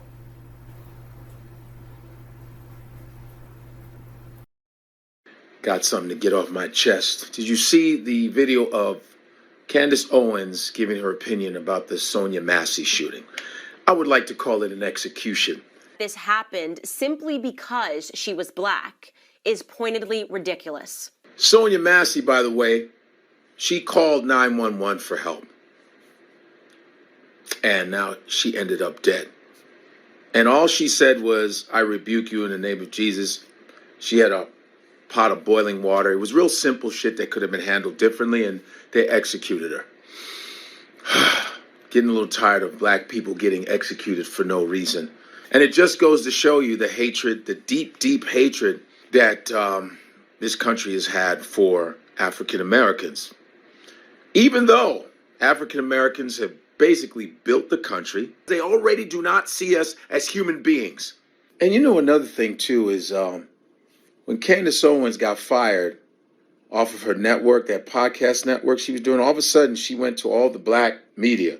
She was on the Joe Budden podcast, which I was hoping Joe would drill her ass, but that didn't happen. Then she's on the Breakfast Club, and she figured, oh, let me sing the Fresh Prince. That'll get me back in. Getting a little tired of that shit. You might as well sing Good Times, too.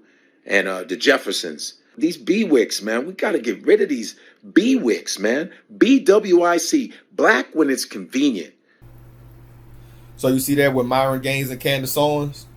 So, you know, racism don't exist and black people just complaining until it happens to them. Until it comes to their front door. Because they're on that political cruise ship. Politics ain't gonna save you Negroes, man. And again, you know, for so many, I think 90+% of us to be voting Democrat blows my mind. Especially now. Maybe not so much when I was growing up, because that was just, okay, that's just what we do. I wasn't into politics. Once I started looking into it, I became an independent.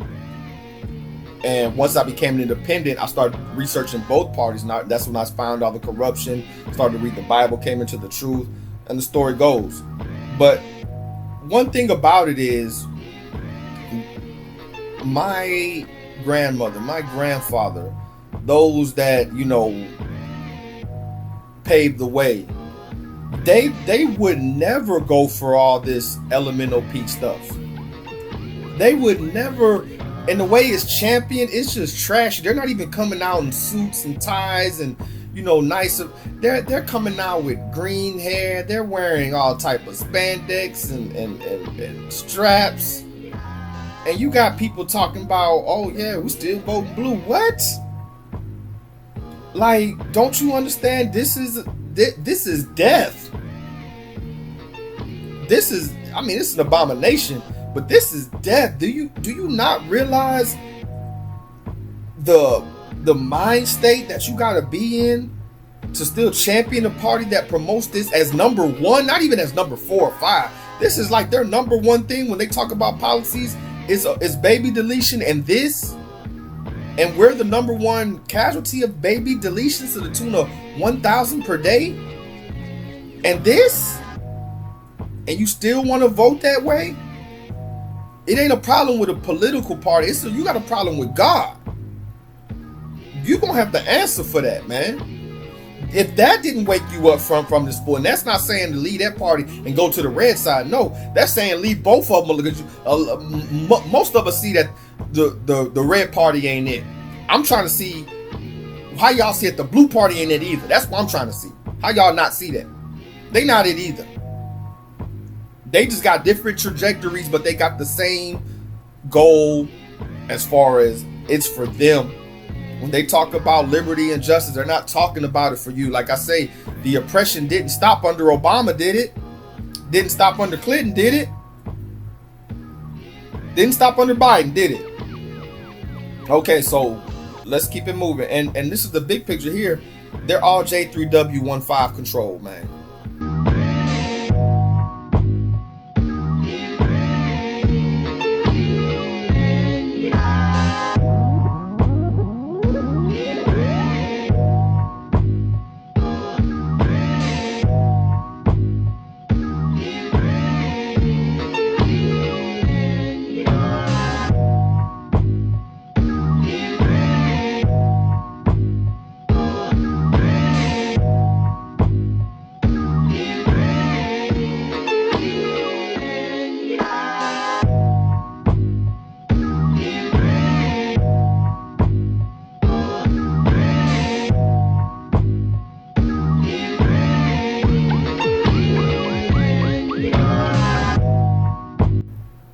They're both of them. They may disagree about the LGBT. They may have a disagreement about the economy. They may disagree about taxes and tariffs. They may disagree about policy, but they don't disagree about standing with the J3 Dubs. They do not disagree right there. They do not disagree about kissing the Pope's ring. They do not disagree there. Because that's who's really running it. That's who's really controlling it. Going back to this, and then if you speak against it, you're speaking against two things. You're speaking against the J3W15, the synagogues, the people that own all the music industry, the entertainment industry, the movie industry, the banks. And then when you speak against the Pope and what's that, the Catholic Church that controls your religion, you are controlled. You are a slave, Neo. Or better yet, you are a slave, Negro. Yeah. Neo is you. You ain't woke up to your true power yet. I'm going to get off that because I can go another hour on that, but let me get to this. Lamentations 4:16-17. The anger of the Lord hath divided them. He will no more regard them. They respected not the persons of the priests. They favored not the elders. When he did send us people that was telling us the truth, when he did send us elders and priests and prophets that was telling us the truth, we shamed them, we killed them. Isaiah, Jeremiah, Daniel, all of them. Outcast, even Yasha, the word made flesh. What did we gave him up? Let his blood be upon us. Be upon everybody. No, be upon us. That's why the blood of the covenant is upon us. That's why the curses of the covenant are upon us. As for us, our eyes as of yet fell for our vain hope. In our watching, we have watched for a nation that could not save us. I'm going to read that verse one more time. I want you to think about all the politics I just talked about. As for us, our eyes felt for our vain help. In our watching, we have watched for a nation that could not save us. You think that the next person in there is going to save us? So the last 130-some presidents that couldn't do it. But this next one going to get it right. You see, you got to think, man. You got to think. Stop being a black NPC, man. Be an independent thinker. Think about what they're doing. Take a second to step back out of the matrix and look at the system that we in. You change your mind, you change everything, bruh.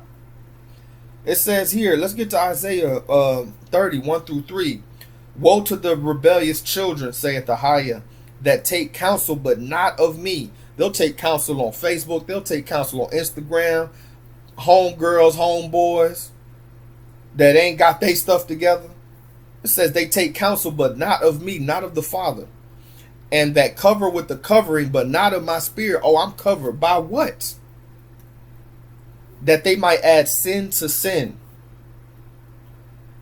That walk to go down into Egypt. All you brothers with the ankhs and all you brothers with this, celestial beings and all this foolishness. Still in Egypt. Still in the Egyptian mind state. The original slavery. The OGs of slavery. And wonder why you can't get ahead, right? And have not asked at my mouth to strengthen themselves in the strength of Pharaoh and to trust in the shadow of Egypt. Oh, gee, we not in Egypt. This ain't Egypt. Look at the back of your dollar bill. Are you sure about that, brother? Are you sure about that, sister? Where were we in Egypt? What were we doing in Egypt? And just look at the mini Ptah stone if you don't believe that that's actually happened. There's archaeological proof of all of this. And papyrus of Egypt that were writing about what they were doing to us and with us. It says, therefore shall the strength of Pharaoh be your shame. The strength of your Pharaoh, of the president, shall be your shame.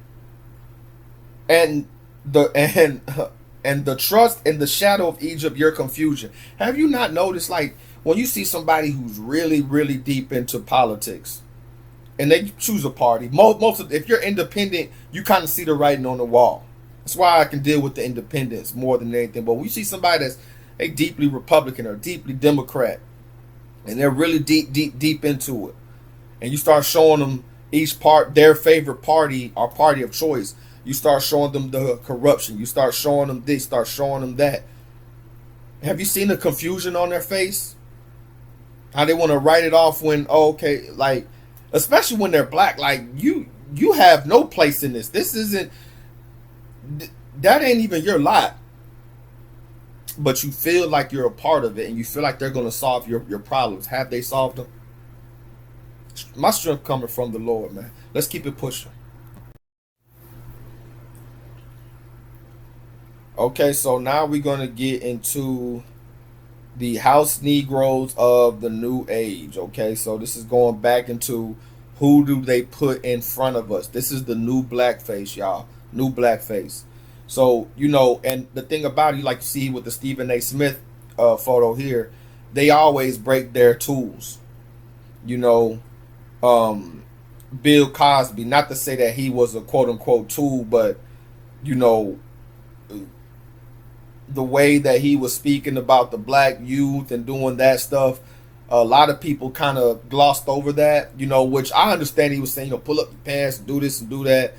But, like, if you made it, why don't you do, and this is why they hate Deion Sanders so much, because Deion was going to schools and actually sitting down with students and telling them the ills of the athletic industry. So Bill Cosby really wasn't doing, he was more pointing his finger and saying this and that, but he wasn't really sitting down and connecting. And I see people do this, you know. They don't try to like they say, oh, you can't talk to the youth, you can't do this and that. I can let you know, when I go different places and I speak to different people, it don't matter if they 16 or 56, you know. Treat people with respect. Understand where they're coming from. That's that part of grace. You know, you want grace, you got to give grace. Not to say you're going to pacify them in their lies, but, you know, these teenage dudes was at work and they was having kind of a hard time. I just went over, just was chopping it up with them. I'm like, man, y'all know how it is. You know, it's probably their first job. You understand? And, you know, we sat there and had a little conversation. We start school when, Ben? Tomorrow. So this evening, everything is off. I want you guys to make sure you have all your supplies for school. You understand what supplies are? Correct? Okay. You're gonna be off because I want you to get all your supplies for school. Get ready. No slides. If I see you with, I'm gonna send people to campus tomorrow. If I see you with slides on campus, it's gonna be a problem. If I see you with a hoodie on in class or some headphones on in class, it's gonna be a problem. If I see you sitting in the back of the classroom, it's gonna be a problem. Do we understand that? So GAs, coaches, appoint your guys, whoever is going on campus, because I want classes being checked tomorrow, the ones that has those classes. And if you're online, and you have online classes, and you don't have a shirt on, or you got a white beat on, or you have some stupid on that causes a distraction, or you walk around during that online session, it's gonna be a problem. But it's because I didn't come at all these kids know what you're doing, you know, wearing your pants and do. Every generation does that. When are you going to show them that they can make it? When are you going to give them the blueprint? And this goes back to the Willie Lynch letter. I was going to include that in here, but I want to really keep it focused on this blackface stuff. But that's a part of it. In the Willie Lynch letter, it was dark skin versus light skin, the whole paper bag test thing. If you were lighter than a paper bag, they would let you in the house. If you were darker, they would tell you to go be a field Negro, field hand. But they treated you both the same. You weren't. They tried to make it a buffer class thing. They said the women against the men, the children against the parents, the old against the young, the old black male against the young black male, the older black female against the younger black. And we see that today. We see that today. Women going to the club with their mamas and stuff like that. Man, this is wild. So this. And the Willie Lynch letter said that if it was enacted properly, it would last 400 years. It has. So, you know, let's get into more of these people cooning, because they, you know, these house Negroes, they put them into place in order to sway us.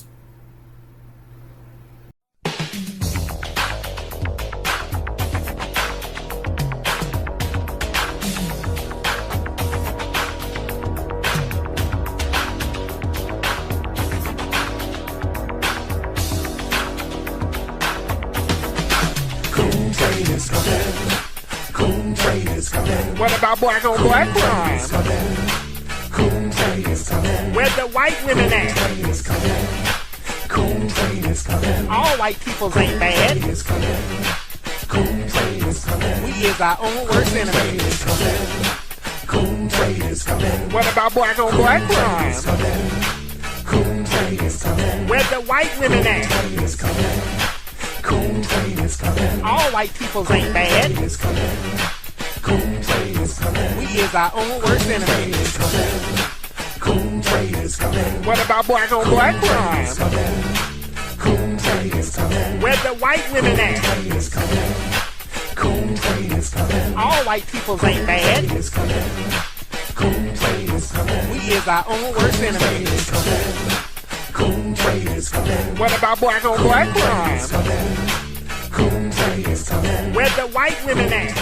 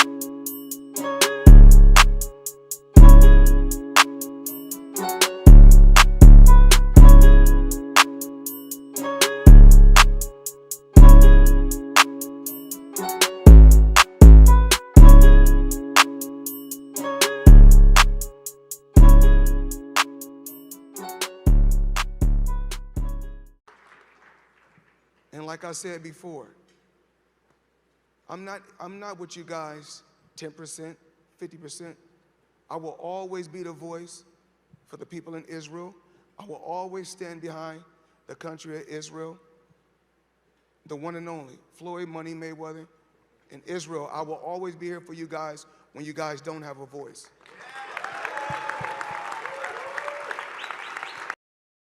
Well, Floyd, I remember a couple of years ago when Gucci came out and they had this racist. They had, I think, the black. It was a sweatshirt or a sweater.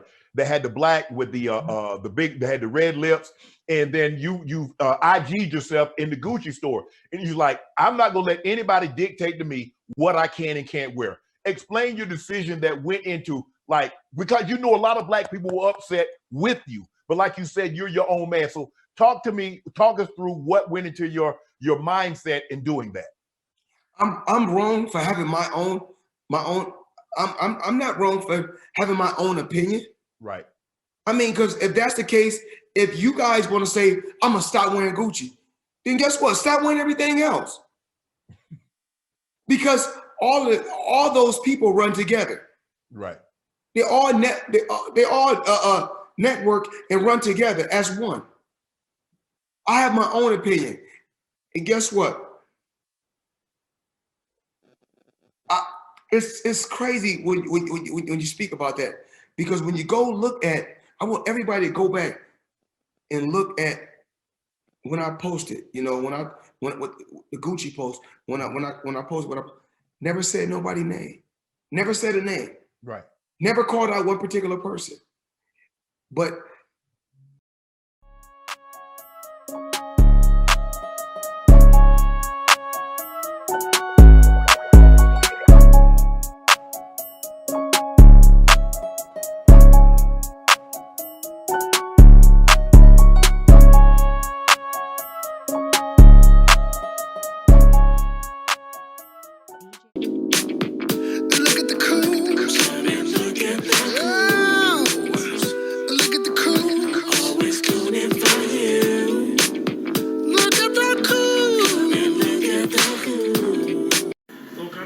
what controversy? Yeah, I'm sure you heard, you know, they had the Blackface sweater, and, you know, a lot of prominent artists dropping them. You know, Man, listen, I don't got nothing against nobody. Really? My thing is this: I support everybody. I like everybody. And my thing is this: I like to live life and do what I like to do. I'm not no follower. I do what the fuck I want to do. Right. Because everybody say wear this or don't wear this. I'm wearing what the fuck I want to wear. I'm about to go in the Gucci. Were you disrespected at all? We got gray soldiers driving up and down the street, looking for a big dick today. Will it be?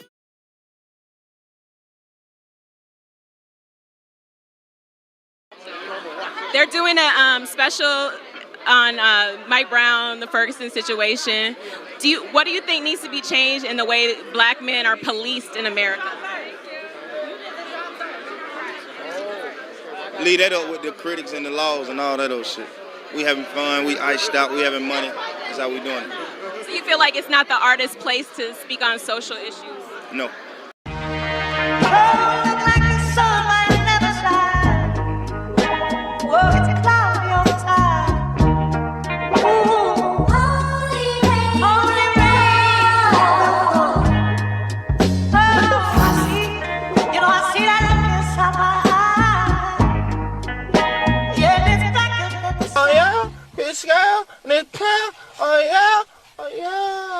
And what? And what?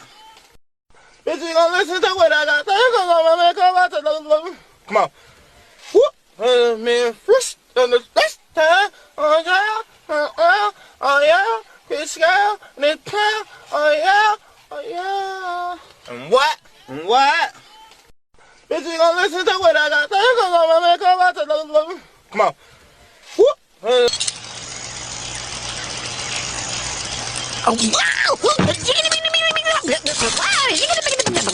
That the Black Boulé is self-serving purposes only. They only there to serve themselves. This is that whole get yours, don't worry about nobody else. You know, that 48 laws of power. Yeah, all that type of thinking. And the 48 laws of power came from a J3W5, man. Yes, it came from a J3W5. Yes, it did. And even he had enough sense to say, I wouldn't enact this if you know, if I was to go forward and somebody to ask me would I live like this, he said no, because it's destructive, and it is. And all he really did was take wisdom from the book of Sirach, the passages, and twist them into worldly thinking in order to get ahead. That whole Machiavellian thing, that whole step on others to get up. This is why somebody could sell crack in their hood or sell dope or fentanyl or what have you and be cool with it. Because why? I'm getting mine.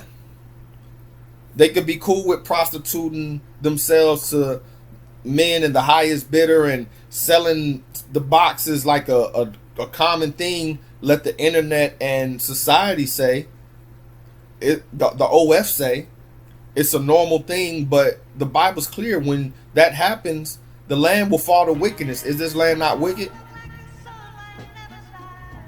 So you know, and this whole Jasmine, you know, Crockett thing, that you're not gonna put her in the political part, but you know, she wasn't even raised how she's acting.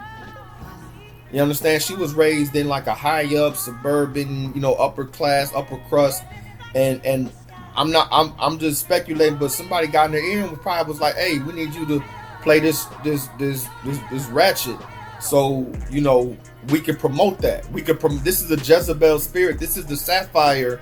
When you speaking of the Blackface comedy, the Sapphire was usually this, you know, in contrast to the Mammy. The Mammy was usually like a bigger woman, the more what Monique was in the movie Precious. That was the Mammy. Like the black lady in Tom and Jerry. That was the Mammy. But when you go here, this is the Sapphire. This is the, you know, the fire pistol, the sex kitten. Okay, this is what they show for our women, as far as when you see these singers and rappers, they're in the Sapphire spirit. Okay, and that's what she's in, the sassiness, the city girl, the pop in the neck, but you're supposed to be a professional. So even at the professional level, we're promoting the ratchetness.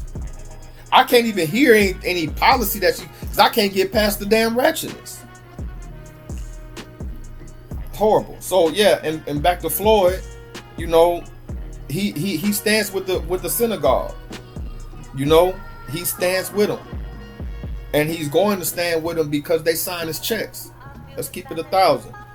And then you got fools like this, Joel Santana, talking about children don't need to read. Like, and this is my thing, man. When are we gonna start thinking for ourselves? When are we gonna stop following these coons and clowns and sellouts, man? When are we gonna start giving these people so much? We give the accolades to them, we should give to the Father, man, and Christ. We give them all the accolades, all the respect. We'll sit up here and watch a mockery like that Black Jesus series. We'll sit up here and watch it and laugh, and we'll watch South Park, and even though they're mess with, they make fun of the white version, but it's still a mockery of Christ, and they'll, you know, because they just whitewashed them. But we'll sit up there and laugh and clap. But somebody make fun of a celebrity, somebody talk down on a politician, you ready to get out there and fight. Amazing. So yeah, and all the while they're organ harvesting. All the while they're still child trafficking. All the while all this stuff is going on. But what's the headline? What's the news like on the Google? Stuff popping up. Oh, this and that, and what it popped up one time. Diddy may get released. I don't give a damn. Release him. Who cares? I don't care.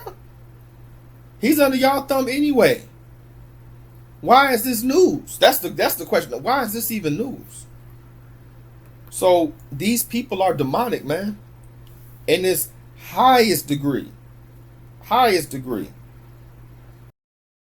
This interview for the movie Ghost Rider, Nicholas admits that he himself channels spirits for his acting. We're told that all actors hail from the early medicine men and the shamans in the villages, but it's all semantics. So what I would do is I'd put on Afro-Caribbean paint, like a white and black paint, and black out my eyes, so I was like an Afro-Caribbean voodoo icon, and then I would sew in bits of Egyptian artifacts that were 1,000 years old into the costume and gather some onyx or tourmaline or something that was meant to have vibration. Me, it was an idea of like trying to stimulate my mind or trick my mind, believing I was this character, another dimension.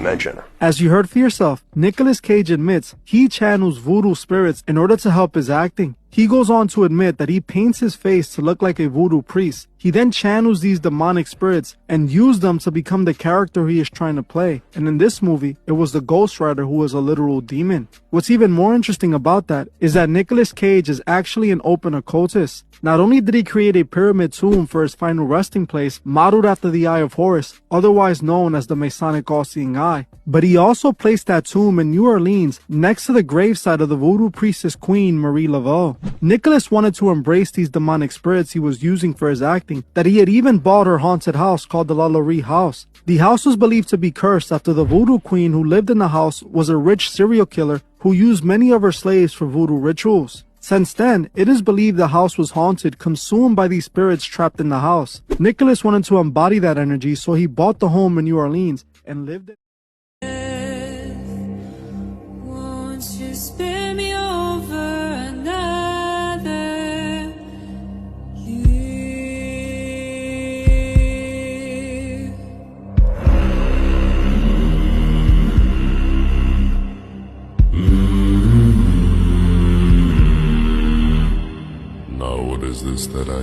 and see with ice cold hands taking hold of me.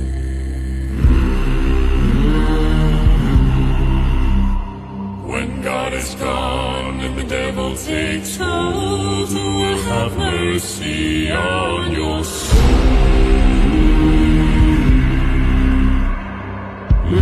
Beth continues to grow and grow even through this press tour. Something's bothering her.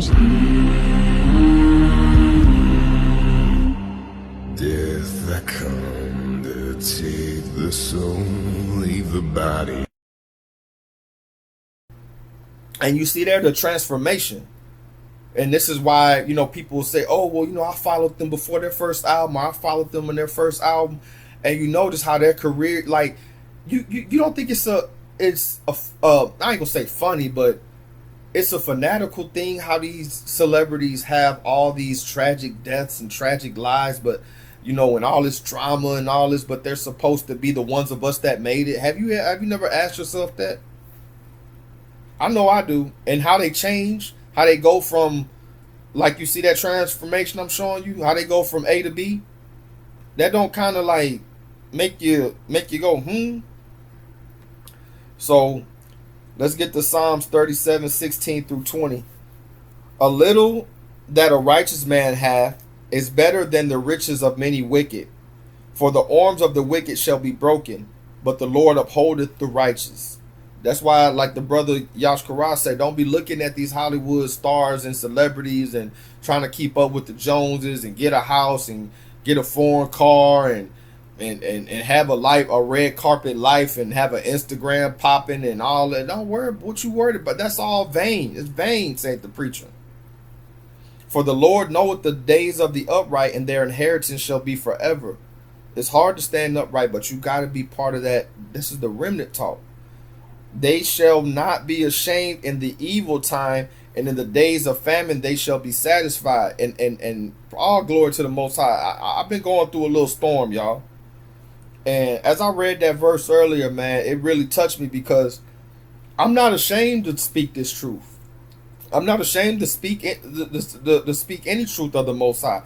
And in the times of all this foolishness and famine and pandemics and everything, I've been good. I've actually prospered because of Him, because of the Father, not because I'm just so great and knowledgeable. He's actually held me up, and it's been hard. Don't get me wrong. I've been wanting to, you know, bust a couple domes to the white beat and all that, but I think about what His word first. Think about the outcome. Begin with the end in mind. You understand? I'm trying to operate in wisdom. Not saying I always do. I'm not gonna sit up here and tell y'all that. There's some things I could do. I've done. I'll be like I said, going through a storm. Like, man, why did I do that? Man, why did I say that? Man, dang, why did I put myself out there like that? You know, why did I sign up for this? You know, but I gotta take it like a man, learn from it, and keep pushing, and try to do better, man. And say, but the wicked shall perish, and the enemies of the Lord shall be as the fat of the lambs. They shall consume, and to smoke shall they consume away. So these people are gonna be consumed. You know, they say perish. So it's either gonna be one or the other. You either gonna have the inheritance that's forever, or you gonna perish. So, you know, that's this whole gray area thing I used to speak on. That whole the NPC believes everything's opinionated. Oh, well, you can follow this or follow that. It's what you think is this. No, that's how you get this anarchy. That's how you get unrest. That's how you get chaos. Everybody just doing what they think is right. I guarantee the serial killers was doing what they thought was right. You know, these child traffickers and rapists, they was doing what they thought was right. You know what I'm saying? Let's get to James 2:3-5. And ye have respect to him that weareth the gay clothing, and say unto him, sit thou here in a good place, and say to the poor, stand thou there, or sit here under my footstool. So this is going back to, especially in the church, how we honor those that come through in the fancy and the Gucci, like Floyd Mayweather coon self. You know, he come through and all that, and you know, and they balling and this and that. And, oh, yeah, come here and sit next to me. Oh, let me take a quick pic. Just like in the Diddy documentary, people still want to take pics with him. No, this man wicked. And I'm not trying to punch down on them, but I was just all about the truth. Is it right or wrong? What I want to picture with him for? You know what I'm saying? I don't even want to stand too close to that Negro if I see him. You know what I'm saying? Like I'm gonna be far off, just in case he gets struck. But it says here, are ye not then partial in yourselves, and are become judges of evil thoughts? Hearken, my beloved brethren, hath not Ahiah chosen the poor of this world, rich in faith, and the heirs of the kingdom which he hath promised to them that love him? If you notice, the bulk of our people ain't the rich ones. Even in the scriptures, the bulk of the people, the stories and stuff, they wasn't balling, but it was sufficient. They made it. They had enough. We chase the riches of this world and honor them way too much. That's that coon thinking, because when you've been beaten down as a nation and you haven't been prosperous as we should be, granted, but going and adhering to the ways of the heathen, adhering to the ways of the Babylonians and the Chaldeans, that ain't it, man. That is not it. If that was it, we would be there. Let's get to Matthew 19:21 through 28. Yahshua said unto him, if thou wilt be perfect, go and sell that thou hast, and give to the poor, and thou shalt have treasure in heaven, and come and follow me. But when the young man heard that saying, he went away sorrowful, for he had great possessions. So this was a rich man. And Yahshua didn't tell many people come follow him when he was speaking to him. But he was like, okay, if you want to be perfect, sell what you got, build up your treasure in heaven, and come and follow me. He didn't want to give up the riches and things of this world. I got testimony on this. It was, money and things I passed up in order to move forward. I had to humble myself. And, back when I was in the world, that was the whole thing. Let's get to this dollar. And once I start coming into the truth, I had to take a step back. I had to think about what's really important. Think about how I really wanted to serve. I could have, been one of those guys, plus 6 figures, but what about my family? What about my life at home with, raising my sons, my mother, my brother, things of that nature? How would I be able to, really be that pillar for them, and then even do this? How am I gonna do that when I'm working 12 hours a day, 7 days a week? I'm gonna be balling, yeah, but at what cost? Praise the Most High, and it's official. It said, then said Yahshua unto his disciples, verily I say unto you that a rich man shall hardly enter the kingdom of heaven. That's why, because he put the riches first. And again I say unto you, it is easier for a camel to go through the eye of a needle than it is for the rich man to enter the kingdom of Ahiah. And what's crazy is the people that had the most beef when I used to read this stuff be Christians. Because what did they really honor? Look at the churches and the glamorization of everything that's done. It's all about money and fame and shining, and just throw Jesus on the end of it. That's why Tyler Perry could dress like a woman and go lay hands on TD Jakes. And don't nobody think that nothing's wrong with that. For the most part. They cheered it on, right? But it says, when his disciples heard it, they were exceedingly amazed, saying, who then can be saved? So they asked him, well, man, who can be saved? Rich man can't be saved, so what's going on? Yahshua beheld them, and he said unto them, with men this is impossible, but with Ahiah all things are possible. Then answered Peter unto him, behold, we have forsaken all and followed thee. What shall we have therefore? And Yahshua said unto them, verily I say unto you, that ye which have followed me, in the regeneration, when the Son of Man, this is the resurrection, when the Son of Man shall sit in the throne of his glory, ye shall also sit upon 12 thrones, judging the 12 tribes of Israel. This is why I'm trying to talk to you, Israel. Judgment starts with us. And everyone that hath forsaken houses, or brethren, our sisters, our father, our mother, our wife, our children, our lands, for my name's sake, shall receive 100-fold and shall inherit everlasting life. But many that are first shall be last, and the last shall be first. So these people you think that's gonna make it ain't gonna make it. And the people you think ain't gonna make it, they gonna mess around and be the ones that make it. You know, I've seen this truth split up families and homes. I've counseled people through this type of stuff. This is tough. When all you want to do is follow the Most High, keep the commandments, keep the law, you know, be with your family in a righteous way, where you're not caught up in the world and the foolishness and falling with Babylon and everything else. And what happens? They don't want to deal with you. Your children don't want to deal with you. Your mom don't want to deal with you. Your dad, your wife, your husband don't want to deal with you. Oh yeah, your brethren, your sisters. I've seen this. This is tough. But this is why only a remnant, man. And it's not like these people I'm counseling like myself are not beating people in the head saying, oh, you better do this, you better do that. They just like, hey, I'm not living like that. I'm living like this. I'm changing my diet. I'm changing my habits. I'm changing things that I do. I'm not living like that anymore. I'm trying to live righteously to the best of my ability. And people will cash you out for it. Even the late great Pimp C Chad Butler said, when you change for the better, shite fools stop coming around. So when you trying to do better, you trying to clean up your act and clean up your life, people come home from prison and they not trying to go back out and gang bang and shoot and dope up in the streets. They actually trying to get right, and people stop fooling with them. But if they come back on the foolishness, hey, party on. So that's what we're dealing with. And that right there in itself is a mind state, is the mind state of the coon. You know, they worry about what the Gentiles worry about, you know, partying, dressing, you know, what it says, the things that the Gentiles care about, you know, what they should eat and drink and all this stuff.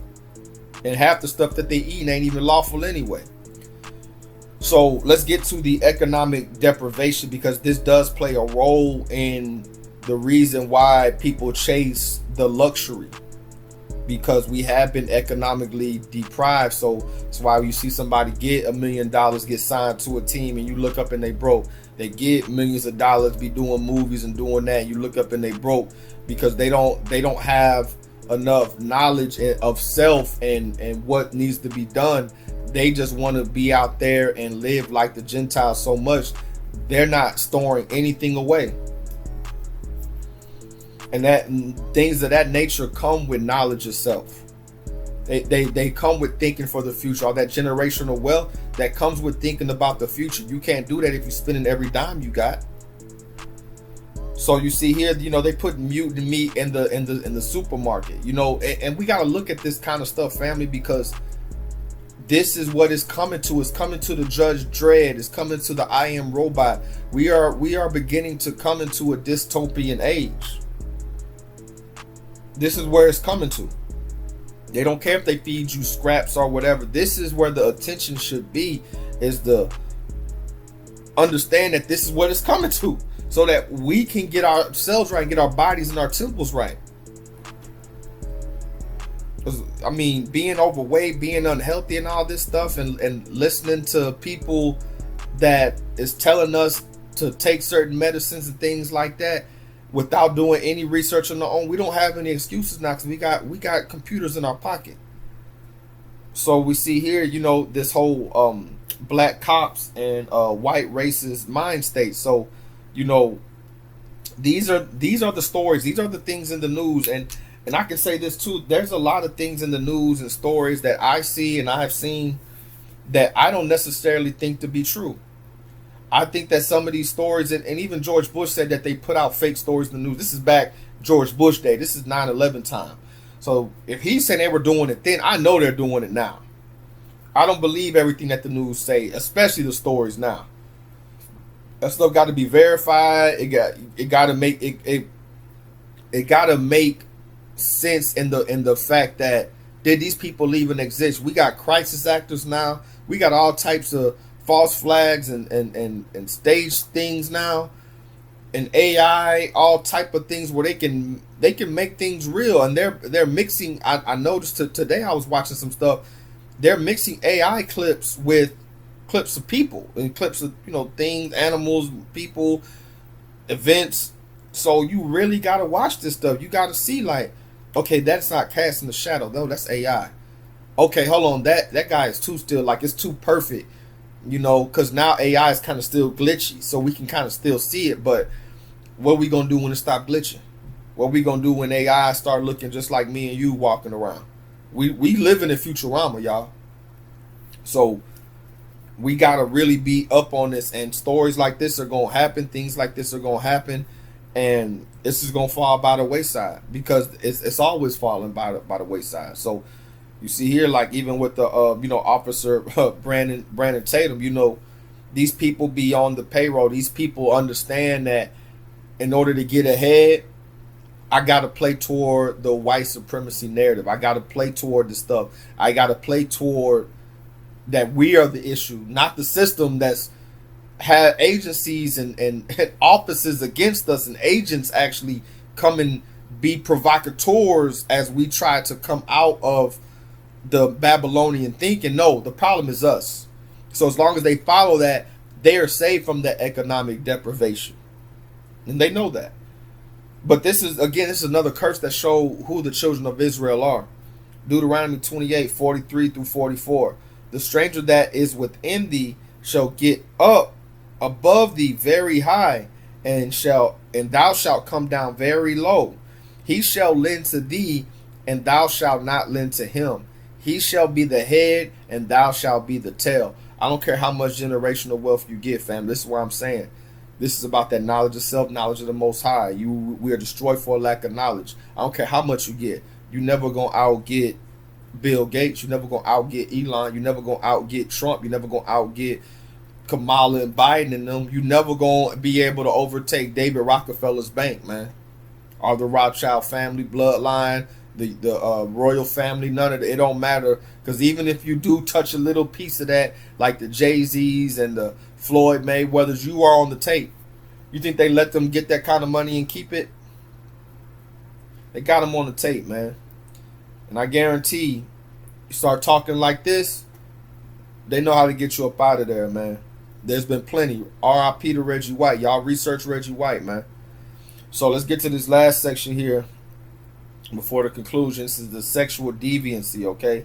The sexual deviancy. So you see here, you know, these elites, and you see movies like Eyes Wide Shut and everything. That's why I say it's nothing new under the sun. They've been doing this stuff, y'all. This is nothing new under the sun. Do y'all hear me? They tell on themselves, and I've been, you know, a student of life. I've always been, and I always will be. I'm always learning.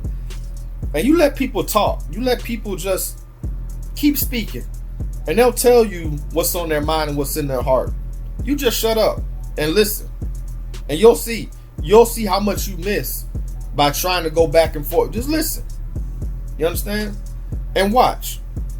And you see, like the Joe Budden here. You know, these black celebs, these men and women, man, they I don't trust none of them, man. I don't trust if they track record show stuff like this, especially. I don't trust none of them. I know that these people is on the tape. What type of stuff is this, man? This ain't our culture. We ain't even talking about riches. We just talking about this. This is not our culture. This is their culture. Let's be honest. If you look at the history of the Romans and the Greeks, this is their culture. And even some of them ain't with this stuff. But it didn't. We weren't about this. When we were about this, we were following the nations around us. We wasn't doing none of this Adam 22-ish stuff.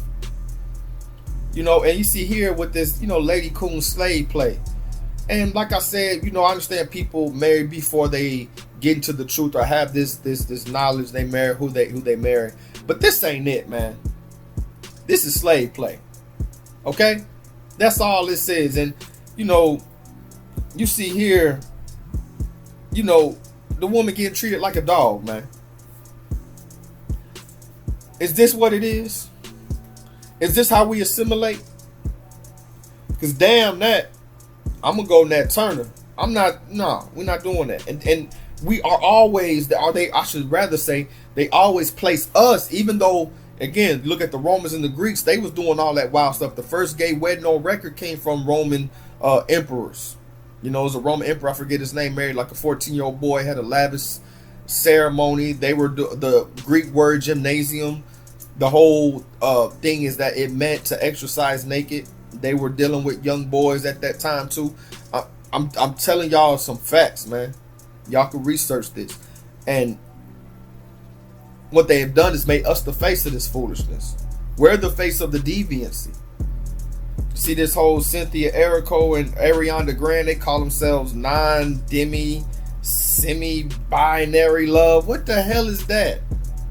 What is that? And they look crazy. They look like they just smoked a whole pipe and a half. Like, what is this? Is this what it is?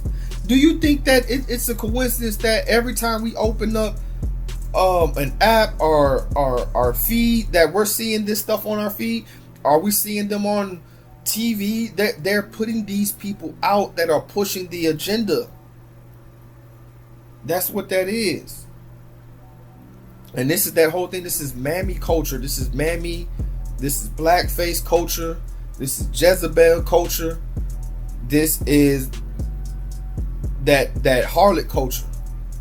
And they keep on doing it. Like you see the stuff at the funeral. See, the thing about stuff like this, I'm showing what we do to ourselves. We did that to ourselves. This is on us, man. This part of it, I'll talk about the system, but this part of it is on us. What's the excuse for this one? Where's the outcry of the fool? Where's the big mamas and big dads that would come with the backhand, catch you here and catch you there, and get these people up out of there? Where's that? Where's that tough love? We keep talking about love and show love. What happened to tough love? Because this is what we get, all this pandering. And then you see, this Michigan coach and Shannon Sharp, again, this sexual deviancy. If you're making all this money, you're this big prestigious celebrity or icon or role model or even just, a person that they have in this thing, and you're actually, why is it that we got to know about your sexual history, man? Nobody asked that. So let's get to here. Let's get to Sirach 30:29-33. Go not after thy lust, but refrain thyself from thine appetites.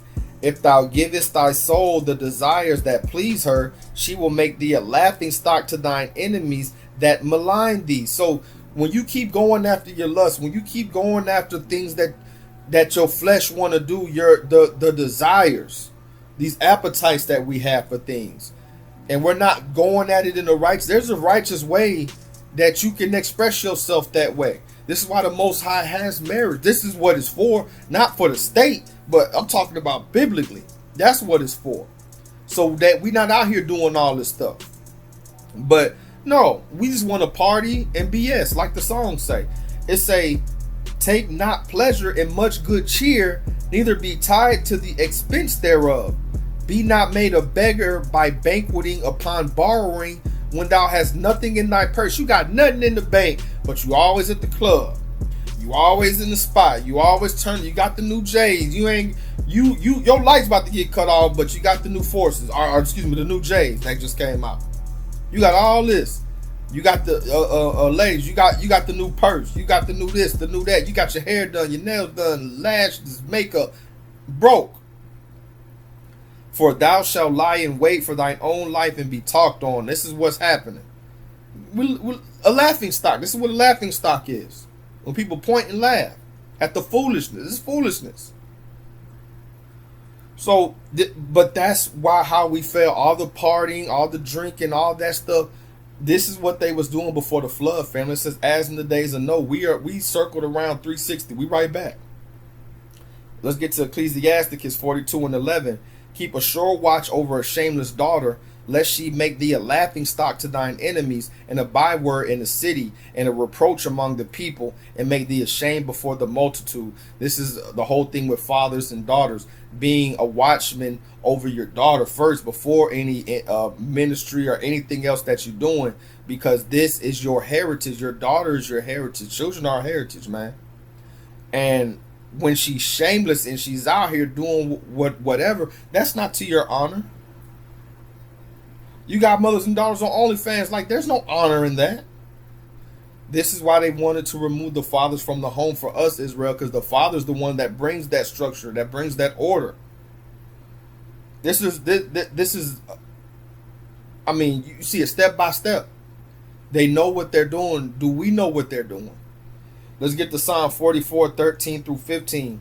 Thou makest us a reproach to our neighbors, a scorn and a derision to them that are round about us. Thou makest us a byword among the heathen. This is the whole N-word, even the coon, you know, the darky, the mud people, whatever they call us. You know what I'm saying? A shaking of the head among the people. My confusion is continually before me, and the shame of my face have covered me. This is shameful.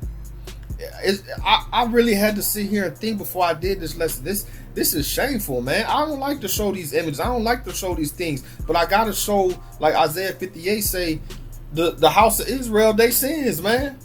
I got to show where we falling away from who we supposed to be and what we supposed to do. Because if you see back in Numbers, when we was doing what we supposed to do, they couldn't touch us.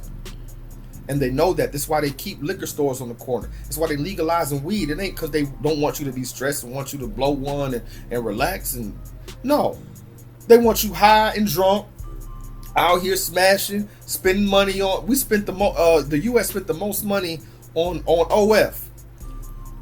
And I just seen a study today where it says that chronic playing with yourself, for you men, chronic playing with yourself makes you impotent.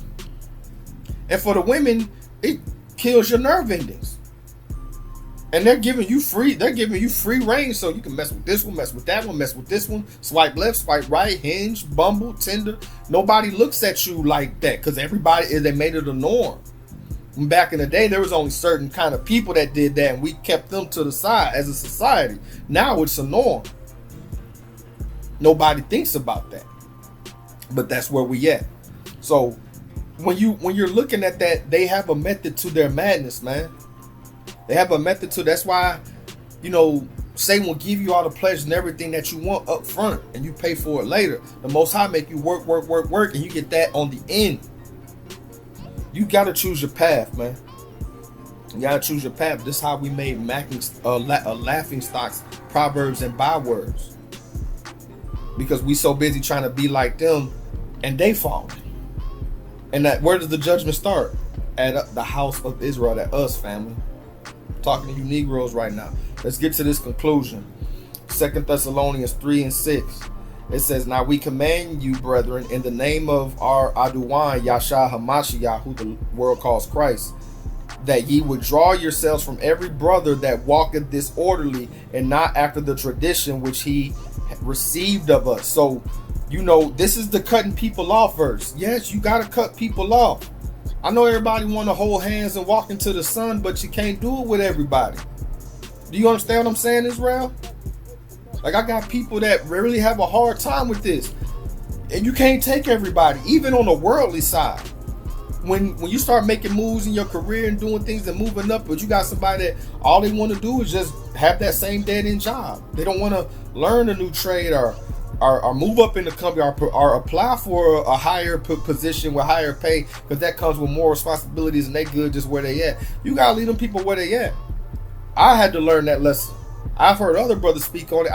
Like I said, I'm not bigging them up at all. Y'all know I just did a video on it, but Snoop did say that. He said, you know, when he started really getting big and he had homeboys, even I think Ice-T even said this.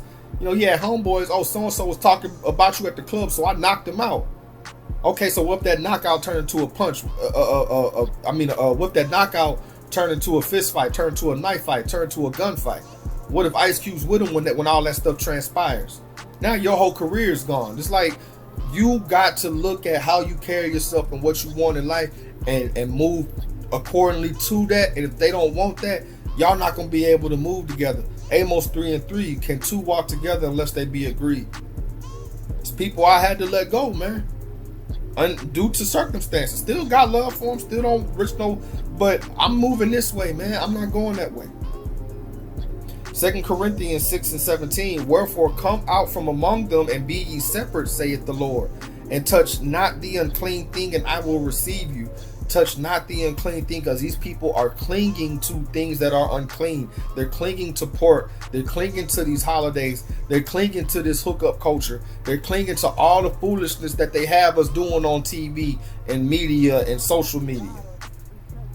How can you be cool with that person and you trying to be with this? Now I'm just saying be cool with them, but how you gonna walk with that person and you trying to be in this walk? How's that really gonna work? How they gonna and let them talk crazy to you about you keeping the Sabbath? Let them talk crazy to you about you trying to eat clean and you hitting the gym and trying to get your temple in order and changing your diet and things of that nature. How they gonna how do those two things coexist? Like the word says, how you get sweet and bitter out of the same fountain. Let's get to this last verse of the evening. Proverbs 13:20. He that walketh with wise men shall be wise, but a companion of fools shall be destroyed. So with this NPC, this blackface culture, they want us to be a companion of fools. Fools only worrying about partying, joking, shining, drinking, smoking, living it up, messing with this one, messing with that one. That's the culture. That's all these rappers talk about. And then on top of that, shooting each other. The ones they promote anyway. Not saying all rappers, but y'all get the message. The ones that they promote, the ones they put up, the NBA young boys, right? The King Vons, the Dirks, talk about shooting people that stay 3 blocks away. Then wonder why our youth out here shooting each other. They listening to the music. It's spirits in that stuff. It's spirits in these musics, and these music and entertainment and what we see. That makes us choose this thing because we don't understand that we have another choice. We got a choice to do better than the generation before us. We got a choice to live better based on what we've lived.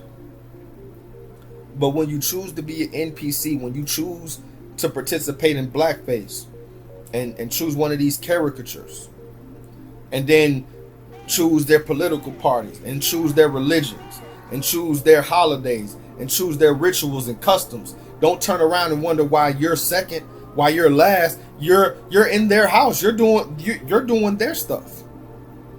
You need to get to what Ahaya told us to do, what Yasha came down to show us what to do, which is to walk righteously. And those that don't, you're going to get the fruits of your labor, either way it goes. So, message to the brothers and sisters, this coon culture is in full swing. It's in full swing. Share with your peoples, man, especially the young ones, man. We can make it out of this if we get it right. This isn't impossible. This isn't an impossible fix, but we can make it out of this. But you got to make that choice and that commitment to it. And it's going to be hard. You're going to have to share some things. You're going to have to share some of this stuff. You're going to have to renew your mind, as the Bible say. How a man thinks, so he is. So with that being said, I say shalom. I'm going to catch y'all on the next one, family.